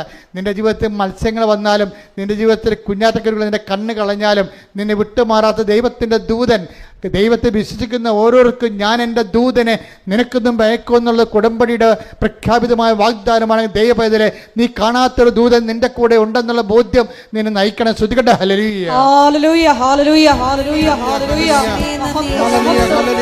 ആരാധന ആരാധന ഹല്ലേലൂയ ഹല്ലേലൂയ നന്ദി. യേശുവേ നന്ദി, ആരാധന. ദിവ്യകാരുണ്യത്തിന് നേരവും ആരാധനയും സ്തുതിയും പുകഴ്ചയും ഉണ്ടായിരിക്കട്ടെ. ഒരു കൈ നെഞ്ചത്ത് വെച്ച് പ്രാർത്ഥിക്കുക. കർത്താവായ ദൈവമേ, കർത്താവായ ദൈവമേ, ആധ്യാത്മിക ജീവിതത്തിന്റെ ആധ്യാത്മിക ജീവിതത്തിന്റെ അകവും അകവും പുറവും എന്നെ കാണിച്ചു തരുന്ന എന്നെ കാണിച്ചു തരുന്ന ദൈവവചന വെളിപാടുകളെ ഓർത്തുകൊണ്ട് ദൈവവചന വെളിപാടുകളെ ഓർത്തുകൊണ്ട് ഞാൻ നന്ദി പറയുന്നു. എന്റെ കർത്താവേ, എന്റെ കർത്താവേ, എന്റെ ജീവിതത്തിലെ സംഭവിക്കുന്നതെല്ലാം അങ്ങ് അറിഞ്ഞുകൊണ്ടാണെന്ന് എന്റെ ഉയർച്ചയ്ക്കായി അതിനെ ക്രമീകരിക്കുവാൻ അങ്ങേക്ക് പദ്ധതി ഉണ്ടെന്ന് അറിഞ്ഞുകൊണ്ട് കർക്കശമായ വിശ്വാസ ജീവിതത്തിൽ നയിക്കുവാൻ എന്നെ സഹായിക്കണമേ. പരമദിവ്യകാരുണ്യത്തിന് നേരവും ആരാധനയും സ്തുതിയും പുകഴ്ചയും ഉണ്ടായിരിക്കട്ടെ. ഇപ്പോഴും അവിടെ കയ്യിൽ ആ ദ്വൈവ്യാസന്റെ കയ്യിൽ ആ കയ്പ ഇരിപ്പുണ്ട്. കട്ടൻ കയ്പയും. കയ്പ എന്ന് പറയുന്നത് എന്താണ്? കട്ടില്ലേ, കട്ടിനാണ് നമ്മൾ കട്ടെന്ന് പറയത്തില്ല, അതിനാണ് കയ്പ എന്ന് ബൈബിൾ എഴുതി വെച്ചിരിക്കുന്നത്. അപ്പോൾ ഈ മീനിൻ്റെ എന്താ എടുത്തുകൊണ്ട് പോകുന്നത്? അവർ ആ കരളും കയ്പ എടുത്തുകൊണ്ട് പോകുന്നത്, ചങ്ക എടുത്തുകൊണ്ട് പോകുന്നത്. അപ്പോൾ ഇപ്പോൾ എന്നാ പറഞ്ഞത്? ഇപ്പം അസറിയാസത്തിൽ കൊണ്ടുകൂടാ, ഓരോ സമയത്തും ദൂതൻ കൂടെ ഉണ്ടാവും. ഇവർ ദൂതൻ എന്താ വിട്ടു പോകാത്തത്? ഇവരുടെ ജീവിതത്തിൻ്റെ നിലപാട് കൊണ്ടാണ് ദൂതൻ വിട്ടു പോകാത്തത്. ദൂതൻ ഇപ്പോഴും ഉണ്ട്. ആ യാത്ര പൂർത്തിയാക്കുകയാണ്. ശുഭമാക്കുക എന്നുള്ള ഈ ദിവസങ്ങളൊക്കെ കർത്താവ് പറയുന്ന വാക്കുകളല്ലേ. ഇവിടെ യാത്രയുടെ ശുഭം കണ്ട, അതായത് ഇപ്പോഴും അസറിയാസ് പറയും, ഇനി നീ അപ്പൻ അന്ധനായ അപ്പൻ്റെ കണ്ണിലേക്ക് ആ കയ്പ പിഴിഞ്ഞൊഴിക്കാൻ പറയും. 11:7-8 റഫായേൽ പറഞ്ഞു, തോബിയാസ് നിന്റെ പിതാവിന് കാഴ്ച ലഭിക്കുമെന്ന് എനിക്കറിയാം. കയ്പ അവന്റെ കണ്ണുകളിൽ പുരട്ടണം. ചൊറിച്ചിൽ അനുഭവപ്പെടുമ്പോൾ അവൻ കണ്ണു തിരുമും. അപ്പോൾ വെളുത്ത പാടകൾ പൊഴിഞ്ഞു വീഴുകയും അവൻ നിന്നെ കാണുകയും ചെയ്യും. അതായത് തോബിയാസിന്റെ അപ്പനാണ് തോബിത്ത്. അന്ധനായിരുന്നു. ആ കുരുവെന്ന് കാട്ടിച്ച് കണ്ണുപോയതാണ്. ആ കണ്ണ് തിരികെ എടുക്കാൻ വേണ്ടിയാണ് മീനിനെ കൊണ്ടുവന്നിരിക്കുന്നത്. കണ്ടില്ലേ? ആദ്യം പക്ഷെ മീൻ വിഴുങ്ങാൻ വന്ന പോലെയാണ് നമുക്ക് തോന്നിയത്. പക്ഷെ വിഴുങ്ങാൻ വന്നതുകൊണ്ട് നമ്മൾ അറ്റാക്ക് ചെയ്ത് അതിനെ പിടിച്ചെടുക്കാൻ വേണ്ടി ദൈവത്തിൻ്റെ പദ്ധതിയാണ്. അതായത് ഇവർ ഉടമ്പടി, അപ്പനും മകനും ഉടമ്പടി ജീവിക്കുന്നവരാണ്. അപ്പനും മകനും ഉടമ്പടി കർക്കശമായിട്ട് തെറ്റാത്ത രീതിയിൽ ഉടമ്പടി ജീവിക്കുന്നവരാണ്. അതുകൊണ്ട് അവരുടെ ജീവിതത്തിൽ സംഭവിക്കുന്ന ഓരോ വിഷയങ്ങൾക്കും ദൈവത്തിൻ്റെ നിശ്ചയങ്ങളുണ്ട്, ദൈവത്തിൻ്റെ നിയോഗങ്ങളുണ്ട്. അതെല്ലാം അവസാനം ശുഭമായി. ഇപ്പം നമ്മളെ ഈ എഫേസ്യൻസ് വായിക്കത്തില്ലേ? എന്താണ് 3:20 വായിച്ചേ? നമ്മിൽ പ്രവർത്തിക്കുന്ന ശക്തിയാൽ. ഒന്ന് പറഞ്ഞേ. നമ്മിൽ പ്രവർത്തിക്കുന്ന ശക്തിയാൽ നാം ചോദിക്കുന്നതിലും ആഗ്രഹിക്കുന്നതിലും വളരെ കൂടുതൽ ചെയ്തു തരാൻ കഴിയുന്ന അവിടുത്തേക്ക് സഭയിലും യേശുക്രിസ്തുവിലും തലമുറകളോളം എന്നേക്കും മഹത്വമുണ്ടാകട്ടെ. ആമേൻ. പക്ഷെ പോയതെന്തിനാണ്? കടം മേടിക്കാൻ തിരിച്ചു, ആ വെള്ളി ഏൽപ്പിച്ച് തിരിച്ചു വാങ്ങിക്കാൻ പോയതാണ്. എന്തെല്ലാം കിട്ടിയെന്ന് നോക്കിയാൽ എൻ്റെ ഇടയ്ക്ക് എന്തെല്ലാമാണ് കിട്ടിയിരിക്കുന്നത് നോക്കിയേ. അതായത് തോബിയാസിന് ജീവിത പങ്കാളിയെ കിട്ടി, അതേസമയം തന്നെ അപ്പൻ്റെ കണ്ണ് തെളിഞ്ഞു. ഇതെല്ലാം ഇടയ്ക്ക് സംഭവിക്കുന്ന വിഷയങ്ങളിലൂടെയാണ്. അതുകൊണ്ട് തന്നെയാണ് ഉടമ്പടിയുടെ കാർക്കശ്യങ്ങളിൽ ഒത്തുതീർപ്പില്ലാതെ നിങ്ങൾ എന്ത് ഉടമ്പടി ചെയ്യുമ്പോഴും അത് എപ്പോഴും ശ്രദ്ധിക്കേണ്ട കാര്യമാണ്. എന്താണ്? കർത്താവ് ചോദിക്കുന്ന ഒരേ ഒരു ചോദ്യമുണ്ട്. എന്താണ്? ഇവരെക്കാൾ അധികമായി. എന്തിനാണ് നിങ്ങൾ ഉടമ്പടി എടുത്തിരിക്കണം ചോദിച്ചു കഴിഞ്ഞാൽ ഒറ്റ ഉത്തരവേ ഉള്ളൂ. ടേക്ക് ദ ബെഡ് ശ്രുതികട്ടെ. ഹല്ലേലൂയ, ഹല്ലേലൂയ, ഹല്ലേലൂയ. യേശുവേ നന്ദി, യേശുവേ. യോഹന്നാൻ 21:15 അവരുടെ പ്രാതൽ കഴിഞ്ഞപ്പോൾ യേശു ശിമയോൻ പത്രോസിനോട് ചോദിച്ചു, യോഹന്നാന്റെ പുത്രനായ ശിമയോനെ, നീ ഇവരെക്കാൾ അധികമായി എന്നെ സ്നേഹിക്കുന്നുവോ? അപ്പൊ ഇവരെക്കാൾ അധികം എന്ന് പറയുമ്പോൾ വ്യക്തികളാണ് അവിടെ കാണുന്നത്. അതിൻ്റെ തന്നെ വേറെ ഒരു വശമാണ് ഇതിനേക്കാൾ അധികമായി. ഇവരെക്കാൾ അധികം എന്ന് പറയുന്ന പോലെ തന്നെയാണ് പ്രധാനപ്പെട്ട കാര്യം. എന്താണ്? ഇതിനേക്കാൾ അധികമായി. ഇവരെന്ന് പറയുമ്പോൾ പേഴ്സണാണ് അവിടെ വരുന്നത്. നമ്മുടെ ജീവിതാനുഭവം നമ്മൾ സ്കാൻ ചെയ്യുമ്പോൾ നമുക്ക് മനസ്സിലാകുന്നത് നമ്മുടെ ജീവിതത്തിൽ പ്രശ്നം ഉണ്ടാക്കുന്നത് വ്യക്തികൾ മാത്രമല്ല. ഇപ്പോൾ നിങ്ങൾക്കൊരു രോഗമുണ്ട്, അതിൽ നിങ്ങളത് ഡെസ്പാണ് ശരിക്കും. അപ്പോൾ കർത്താവ് നിങ്ങളോട് ചോദിക്കും, നിങ്ങൾ ഉടമ്പടിയിൽ വെച്ചിരിക്കുന്ന വിഷയം അതല്ലേ, അതിനേക്കാൾ അധികമായി നീ ക്രിസ്തുവിനെ സ്നേഹിക്കുന്നുണ്ടോ? അതാണ് ചോദ്യം. മനസ്സിലായില്ലേ? ഇപ്പോൾ നീ ഒരു ചിട്ടി വീഴാൻ വേണ്ടി ഉടമ്പടി ഇട്ട്, ചില ആൾക്കാർ ചിട്ടി വീഴുന്നുണ്ട്, നല്ല കാര്യം. അത് നിങ്ങൾ പറയണ പോലെ ഒന്നുമല്ല, അത് ശരിക്കും കറക്റ്റായിട്ട് ഇപ്പോൾ ഒത്തിരി സാക്ഷ്യം റെക്കർ ചെയ്യുന്നുണ്ട്. അപ്പോൾ അത് ദൈവികമായ ഇടപെടലുണ്ടെന്ന് നമുക്ക് മനസ്സിലാക്കാം. കാര്യം ഒരു മനുഷ്യൻ്റെ കണ്ണുനീര് അതുകൊണ്ടാണ് തുടക്കണമെങ്കിൽ ദൈവം കൈ നീളുമെന്ന് പറഞ്ഞ ഉറപ്പാണ്. പക്ഷേ ഒരു കാര്യമുണ്ട്, അത് നടന്നില്ല എന്നുണ്ടെങ്കിൽ അതിൻ്റെ അർത്ഥം നീ പിന്നെ ഉടമ്പടി പ്രാർത്ഥനയ്ക്ക് മങ്ങൽ വരുത്തിയാൽ അതിൻ്റെ അർത്ഥം എന്താണ്? അതിൻ്റെ കൗണ്ട് ചെയ്യണത് എങ്ങനെയാണ്? നീ ദൈവത്തെക്കാൾ അധികമായിട്ട് ചിട്ടിയെ സ്നേഹിക്കുന്നുണ്ടെന്ന പ്രശ്നം. ഇതിങ്ങനെ കുറേ പെണ്ണുങ്ങൾക്ക് പണിമേടിക്കണം ഇങ്ങനെയാണ്. എന്ന് വെച്ചാൽ അവരൊരു കാര്യം ചെയ്യും, അവർ ചിലപ്പോൾ നിങ്ങളോർക്കും ഈ പ്രാവശ്യം റിസൾട്ട് വരുമ്പോൾ ഈ പ്രാവശ്യം എല്ലാത്തിനും എല്ലാം മുഴുവൻ ഞാൻ ജയിക്കും. പക്ഷെ അവർ ഉടനെ തോറ്റുപോകും. തോറ്റു പോകുമ്പോൾ ഉടനെ പിന്നെ അവർ ഉടമ്പടി ചെയ്യത്തില്ല, പ്രാർത്ഥിക്കത്തില്ല. അതിൻ്റെ അർത്ഥം എന്താണ്? നിങ്ങൾ ഉടമ്പടിയേക്കാൾ ദൈവത്തെക്കാൾ അധികമായി IELTS-നെ നിങ്ങളുടെ പ്രൊഫഷനെ സ്നേഹിക്കുന്നു. ദൈവത്തിന് പിടികൊടുത്തില്ലേ? ദൈവത്തിന് നിങ്ങൾക്ക് മനസ്സിലായില്ലേ? അച്ഛൻ പറഞ്ഞ മനസ്സിലായോ? അതായത് നിങ്ങൾ ഒരു വിഷയം, ഇപ്പോൾ നിങ്ങളൊരു വസ്തു വിൽക്കാൻ വേണ്ടി നിങ്ങൾ ഉടമ്പടി എടുത്തിരിക്കണം എന്ന് വിചാരിച്ചോ.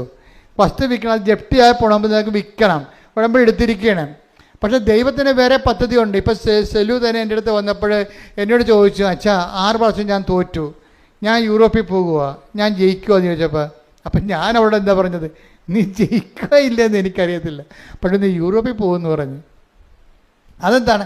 കർത്താവ് എന്നോട് പറഞ്ഞതാണത്. ഇവളുടെ പ്രമാണം കൊണ്ട് ഈ വിസയുടെ കോപ്പി അല്ലെങ്കിൽ ഇവിടെ തന്ന പേപ്പർ കൊണ്ടുപോയി കർത്താവിനടുത്ത് വെച്ചപ്പോൾ ഞാൻ പറഞ്ഞു, എനിക്ക് തന്ന നോട്ടാണ്, എൻ്റെ ഉള്ളിൽ തന്ന നോട്ടാണ്. ഞാൻ പറഞ്ഞ് നീ ജയിക്കോ ഇല്ലെന്ന് എനിക്കറിയത്തില്ല, പക്ഷേ നീ പോകുമെന്ന് കർത്താവ് പറയുന്നുണ്ടെന്ന് പറഞ്ഞു. അപ്പോൾ എന്നാ പറ്റിയിരിക്കണത്? എന്നാ പറ്റിയ? അവളെ തിരിച്ച് അവളുടെ ഏജൻസി തന്നെ, ഏജൻസിക്ക് അവർ 4 ലക്ഷം രൂപ കൊടുത്തായിരുന്നു നേരത്തെ. എന്നിട്ടാണ് ഇവൾ തോറ്റിരിക്കണത്. ഇപ്പോൾ എന്നാ പറ്റിക്കഴിഞ്ഞാൽ ഇവിടെ അത് ഫോർവേഡായി പോയി. ഇതിൻ്റെ ഓണർ അവളെ തിരിച്ച് വിളിക്കും. ഈ അയർലൻഡിൽ നിന്ന് ഓണർ തന്നെ വിളിക്കും, ചോദിക്കും നിങ്ങൾ എത്ര രൂപയാണ് ഏജൻസിക്ക് കൊടുത്തതെന്ന് പറയും. അപ്പോൾ ഓണർ പറയും, അത് ഓണറിനോട് ഇവൾ പറയും അത് പറയാൻ പറ്റത്തില്ല, കോൺഫിഡൻഷ്യലാണ് എന്ന് പറയും. അപ്പോൾ ഓണർ പറയും, നിങ്ങളെ വേണമെങ്കിൽ എനിക്ക് നിങ്ങൾ 5 പൈസ വാങ്ങിക്കാതെ ഇവിടെ കൊണ്ടുവരാൻ പറ്റും. ഇന്ത്യയിൽ നിന്ന് വരുന്ന ആൾക്കാരിൽ നിന്ന് ഒത്തിരി പൈസ വാങ്ങിക്കുന്നുണ്ട് ഞാൻ അറിഞ്ഞിട്ടുണ്ട്, അതുകൊണ്ടാണ് അത്രയും പൈസയുടെ ആവശ്യമില്ല ശരിക്കും പറഞ്ഞാൽ. അപ്പം അതുകൊണ്ട് നിങ്ങൾ സത്യം പറയാൻ പറയും. ഉടനെ അവർ പറയും, ഞാൻ 15 ലക്ഷം ഏജൻസിക്ക് കൊടുത്തു, 5 ലക്ഷം പ്രോസസ്സിങ് ചാർജ് 20 ലക്ഷം എന്ന് പറയും. ഉടനെ ഓണർ പറയും, എൻ്റെ ഫേമിലാണ് നിങ്ങൾ വർക്ക് ചെയ്യണത്, 5 പൈസ അടക്കണ്ട, നിങ്ങൾക്ക് വിസ ഫ്രീ ആയിട്ട് തരാമെന്ന് പറയും. നോക്കിയേ, വിഷയം കണ്ടില്ല? ഒരു IELTS ഇല്ല, പരീക്ഷയില്ല, ഒന്നുമില്ല, പൈസ ഇല്ല. അമ്മ റിക്രൂട്ട് ചെയ്യുമ്പോഴുണ്ടല്ലോ ഡയറക്റ്റ് റിക്രൂട്ട്മെൻറ്റാണ്. അതുകൊണ്ടാണ് ഇവളോട് ഞാൻ പറയണത്, നീ പോകുമോ, നീ ജയിക്കുമോ ഇല്ലയോ എന്ന് എനിക്കറിയത്തില്ല, പക്ഷെ നീ യൂറോപ്പിൽ പോയിരിക്കും. അപ്പോൾ അത് സെറ്റായി കഴിഞ്ഞപ്പോൾ അവൾ ചിന്തിച്ച് മാതാവിൻ്റെ അടുത്ത് വന്ന് അവൾ പറഞ്ഞു, അമ്മേ ഞാൻ 5 ലക്ഷം കൊടുത്തല്ലോ, എനിക്ക് വേണ്ടി ചില പ്രോസസ്സിങ്ങിന് വേണ്ടി 2.5 ലക്ഷം ചിലവായി കാണും. അപ്പോൾ 2.5 ലക്ഷത്തിൽ നിന്ന് 1 ലക്ഷം എനിക്ക് തിരിച്ചു തന്നാൽ എനിക്ക് കുറച്ച് പർച്ചേസ് നടത്താൻ പറ്റുമല്ലോ. നമുക്ക് മനസ്സിൽ വരുന്ന കാര്യം വന്നതുപോലെ അങ്ങ് പറയണം. അവളോടെ ഉടനെ പഴയ ഏജൻസി 5 ലക്ഷം മേടിച്ച ഏജൻസിയോട് പറയും, എനിക്കിങ്ങനെ അവിടുന്ന് ഫ്രീ വിസ തന്നു, ഞാൻ പോവുകയാണ്, എനിക്ക് എൻ്റെ പൈസ അത്രയും ചിലവായില്ലെങ്കിൽ 1 ലക്ഷം രൂപ എനിക്ക് തരാമെന്ന് ചോദിക്കും, തിരിച്ചു തരാമെന്ന് ചോദിക്കും. 5 ലക്ഷം രൂപ ചിലവായില്ലെങ്കിൽ 1 ലക്ഷം രൂപ എനിക്ക് തിരിച്ചു തരാൻ പറ്റുമെന്ന് ചോദിച്ചപ്പോൾ അയാൾ എന്ത് പറയുന്നറിയാമോ, മേഡം ഇതിനകത്ത് പ്രശ്നങ്ങളൊന്നുമില്ല, എനിക്ക് 1.5 ലക്ഷം രൂപയെ പ്രോസസ്സിങ് ആയിട്ടുള്ളൂ, ബാക്കി 3.5 ലക്ഷം രൂപ എൻ്റെ കയ്യിലുണ്ട്, അത് നിങ്ങൾക്ക് തിരിച്ചു തരാമെന്ന് പറയും. അത് മദർ ഇടപെട്ടുമ്പോൾ വിഷയമെല്ലാം മാറും. ചിലർ വരുമ്പോൾ ചരിത്രം വഴിവാന്ന് മദർ ഇടപെടുമ്പോൾ മൊത്തം വിഷയങ്ങൾ മാറുകയാണ്. അതുകൊണ്ടാണ് ഞാൻ നിങ്ങളോട് പറഞ്ഞത്, നിങ്ങളിങ്ങനെ ചതഞ്ഞും നനഞ്ഞ് ഉണങ്ങി നിൽക്കരുത്. നിങ്ങൾ കൃത്യമായിട്ട് ഉടമ്പടി ഒരു ജീവിത രീതിയായിട്ട് എടുത്തിട്ട് ദൈവത്തിനൊന്ന് ബോധ്യപ്പെടുത്തണം. എന്താ കാര്യം? ഞാൻ സത്യസന്ധമായിട്ടാണ് ഉടമ്പടി ജീവിക്കണത്. ഈ 90 ദിവസത്തേക്ക് വേണ്ടിയുള്ള അഭ്യാസമൊന്നുമല്ല, എൻ്റെ ജീവിതകാലം മുഴുവൻ ഞാൻ ഇങ്ങനെ ജീവിക്കാൻ ആഗ്രഹിക്കുന്നുവെന്ന് പറഞ്ഞാൽ അന്ന് മുതൽ ഈ വിഷയം ക്ലിയർ ആകും. എന്താ കാര്യം വെച്ച് കഴിഞ്ഞാൽ ഇത് ഒരു ജീവിത രീതിയാണ്. ഇത് അങ്ങനെ ജീവിത രീതിക്ക് വെല്ലുവിളിയുള്ളവരെ സംബന്ധിച്ചിടത്തോളം അവരുടെ കാര്യം. പക്ഷേ പറ്റുന്നവരെല്ലാവരും കാര്യം ഇതിനേക്കാൾ മെച്ചമായ ഒരു ക്രിസ്ത്യൻ ലൈഫ് സാധാരണ മനുഷ്യൻ സാധ്യമാണെന്ന് ചോദിച്ചു കഴിഞ്ഞാൽ എനിക്ക് ഇന്ന് വരെ പരിചയമില്ലെന്ന് മാത്രമേ എനിക്ക് ഉത്തരവായിട്ട് പറയാൻ പറ്റത്തുള്ളൂ. എന്താ കാര്യം? ഇത് അത്ര കണ്ട് മഹത്തരമായ ശ്രേഷ്ഠമായ ജീവിതമാണ്. ഇത് നിന്നെ ദൈവം തന്നെ ഈ വിളിയിലോട്ട് നിന്നെ വിളിച്ചിരിക്കുകയാണ്. ദൈവം തന്നെ നിന്നെ വിളിച്ചിരിക്കുകയാണ്. കാര്യം എന്താണ്? നീ ഇതിനുള്ള സാധ്യതയുള്ള ജന്മമായിട്ട് ദൈവത്തിന് തോന്നിയിട്ടുണ്ട്. അതുകൊണ്ട് ദൈവത്തിന് നിന്നെ അർപ്പിച്ച വിശ്വാസം നീ കളങ്കപ്പെടുത്താതെ നീ പറ്റുന്നത്രയും ദൈവത്തോട് ഒപ്പിച്ച് സുവിശേഷ സാക്ഷിയായി ജീവിക്കാൻ വേണ്ടി ഇടിമുഴക്കം പോലെ സ്തുതിക്കട്ടെ. ഹല്ലേലൂയ, ഹല്ലേലൂയ, ഹല്ലേലൂയ, ഹല്ലേലൂയ, ഹല്ലേലൂയ. മഹത്വം, മഹത്വം, സ്തുതി, ആരാധന,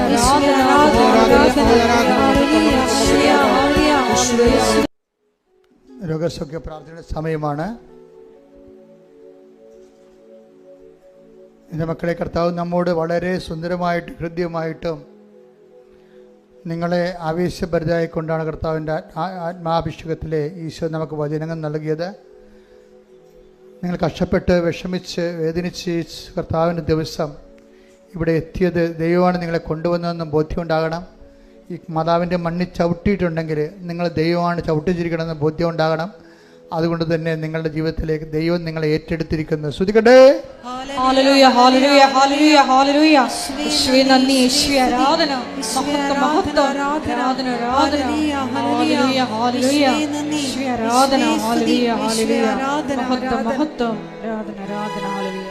പരിശുദ്ധ പരമദിവ്യകാരുണ്യത്തിന് നേരവും ആരാധനയും സ്തുതിയും പുകഴ്ചയും ഉണ്ടായിരിക്കട്ടെ. എൻ്റെ പെൺമക്കളെ, അച്ഛൻ പ്രാർത്ഥിക്കാൻ പോകുന്ന വിഷയങ്ങൾ പറയാം. അപ്പോൾ നിങ്ങൾ അതനുസരിച്ച് സ്തുതിച്ചുകൊണ്ടേയിരിക്കണം. കർത്താവിൻ്റെ കൃപ നിങ്ങളിലേക്ക് ആവശ്യിക്കപ്പെടുകയും നിങ്ങൾക്ക് ഈ വിഷയത്തിൽ സാക്ഷ്യം പറയാൻ സാധിക്കുകയും ചെയ്യും.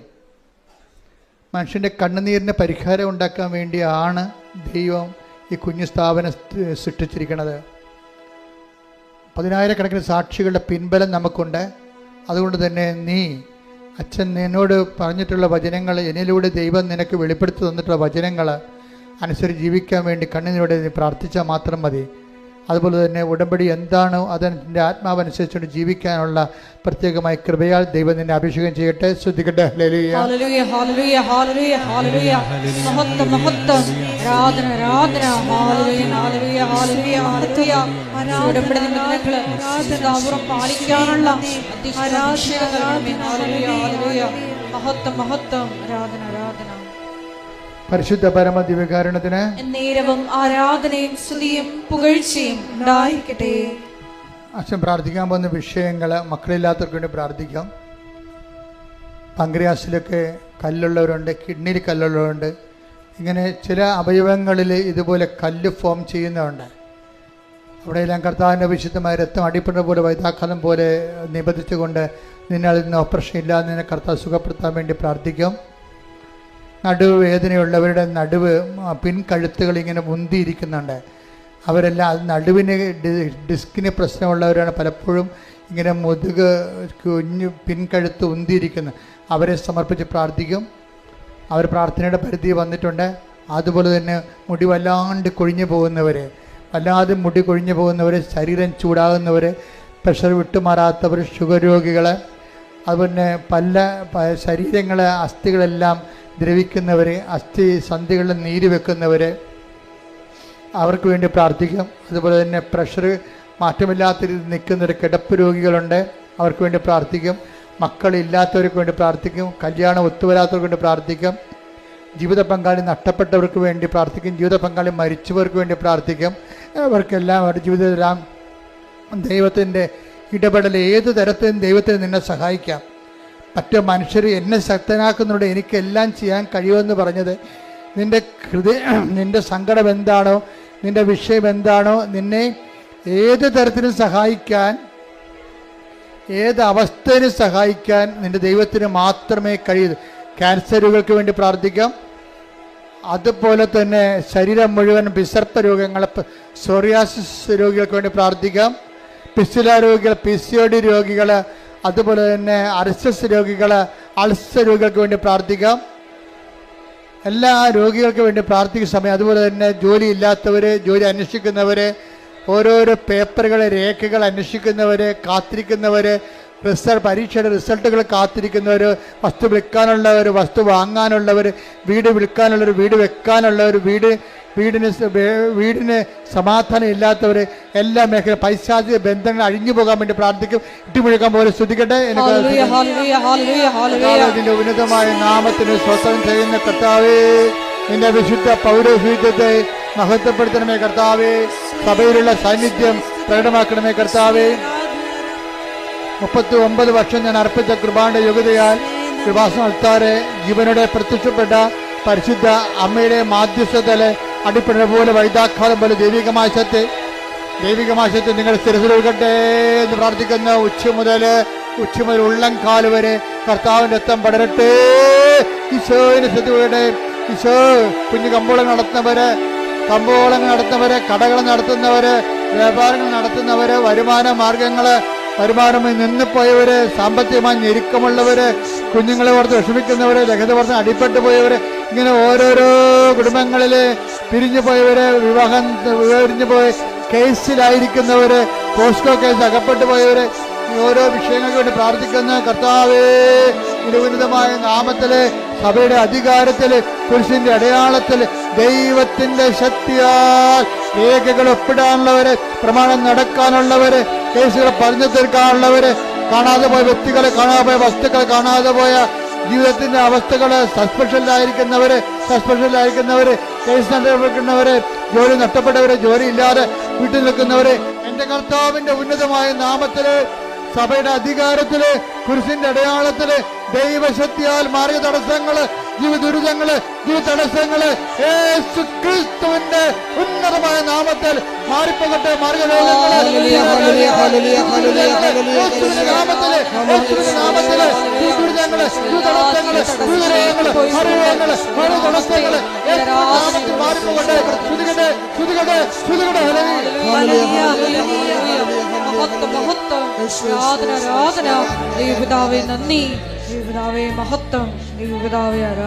മൗനമായി പ്രാർത്ഥിക്കട്ടെ. മുട്ടനിക്കുക, കൈകൾ കൂപ്പി കർത്താവിനെ നോക്കിക്കൊണ്ട് മൗനമായി പ്രാർത്ഥിക്കട്ടെ. അഭിഷേകത്തിന്റെ വലിയ സ്വർഗീയ നിമിഷങ്ങളിൽ നമ്മളായിരിക്കുന്ന ജോലിയില്ലാത്തവർക്ക് വേണ്ടി പ്രാർത്ഥിക്കട്ടെ. കടകമ്പോളങ്ങൾ, ചെറിയ വ്യാപാരങ്ങൾ, വ്യവസായങ്ങൾ, വരുമാന മാർഗം നഷ്ടപ്പെട്ടവരുണ്ട്, വരുമാന മാർഗം കെട്ടുപോയവരുണ്ട്. അവർക്ക് വേണ്ടി അച്ഛൻ പ്രാർത്ഥിച്ചുകൊണ്ടിരിക്കുന്ന സമയമാണ്.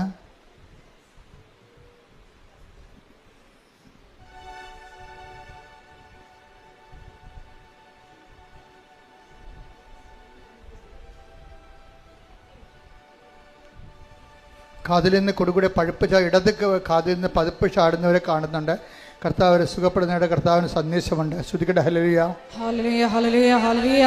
ശിരോഗസൗഖ്യ സന്ദേശത്തിന് നന്ദി പറയുന്നു. ഹല്ലേലൂയ. ഓപ്പറേഷൻ ചെയ്തതാണ്, ഓപ്പറേഷൻ കഴിഞ്ഞതാണ്, എങ്കിലും അവിടെ പഴുപ്പൊന്നുമില്ല, പക്ഷെ വേദന ഉണ്ട്. അത് വിട്ടുമാറാത്ത രീതിയിൽ വേദന, റീഓപ്പറേഷൻ വേണമെന്നുള്ള രീതിയിലേക്കാണ് കാര്യങ്ങൾ പോകുന്നത്. കർത്താവ് വ്യക്തിയെ സ്പർശിക്കുന്നുണ്ട്. ശ്രുതിക്കട്ടെ.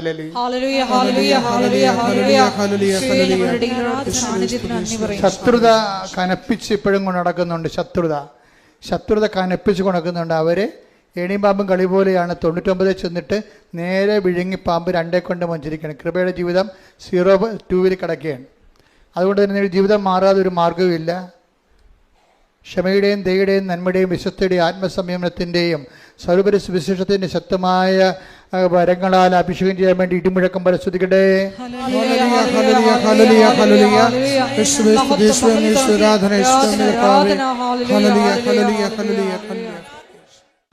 സമാപനാശീർവാദം. ഒരിക്കൽ കൂടി മരിയൻ ഉടമ്പടിയിൽ സമർപ്പിച്ചിരിക്കുന്ന എല്ലാ വിഷയങ്ങളും ദേവമാതാവിൻ്റെ മധ്യസ്ഥയിൽ ദിവ്യകാരുണ്യ സന്നിധിയിൽ നമുക്ക് സമർപ്പിച്ച് പ്രാർത്ഥിക്കാം. എഫേസ്യൻസ് 3:20 തിരുവചനത്തിലൂടെ നമുക്ക് പ്രാർത്ഥിക്കാം.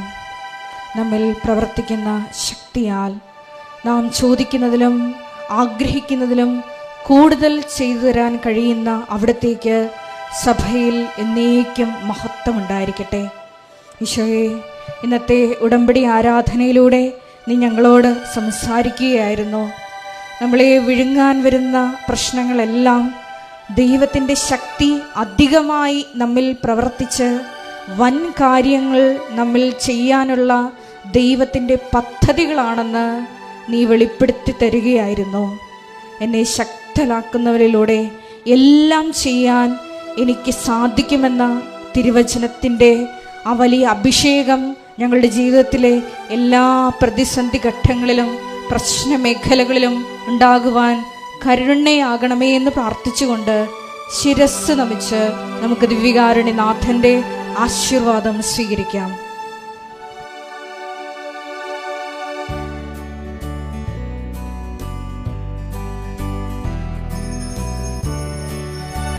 പരിശുദ്ധ പരമ ദിവ്യകാരുണ്യത്തിന് ആരാധനയും സ്തുതിയും പുകഴ്ചയും ഉണ്ടായിരിക്കട്ടെ. പരിശുദ്ധ പരമ ദിവ്യകാരുണ്യത്തിന് ആരാധനയും സ്തുതിയും പുകഴ്ചയും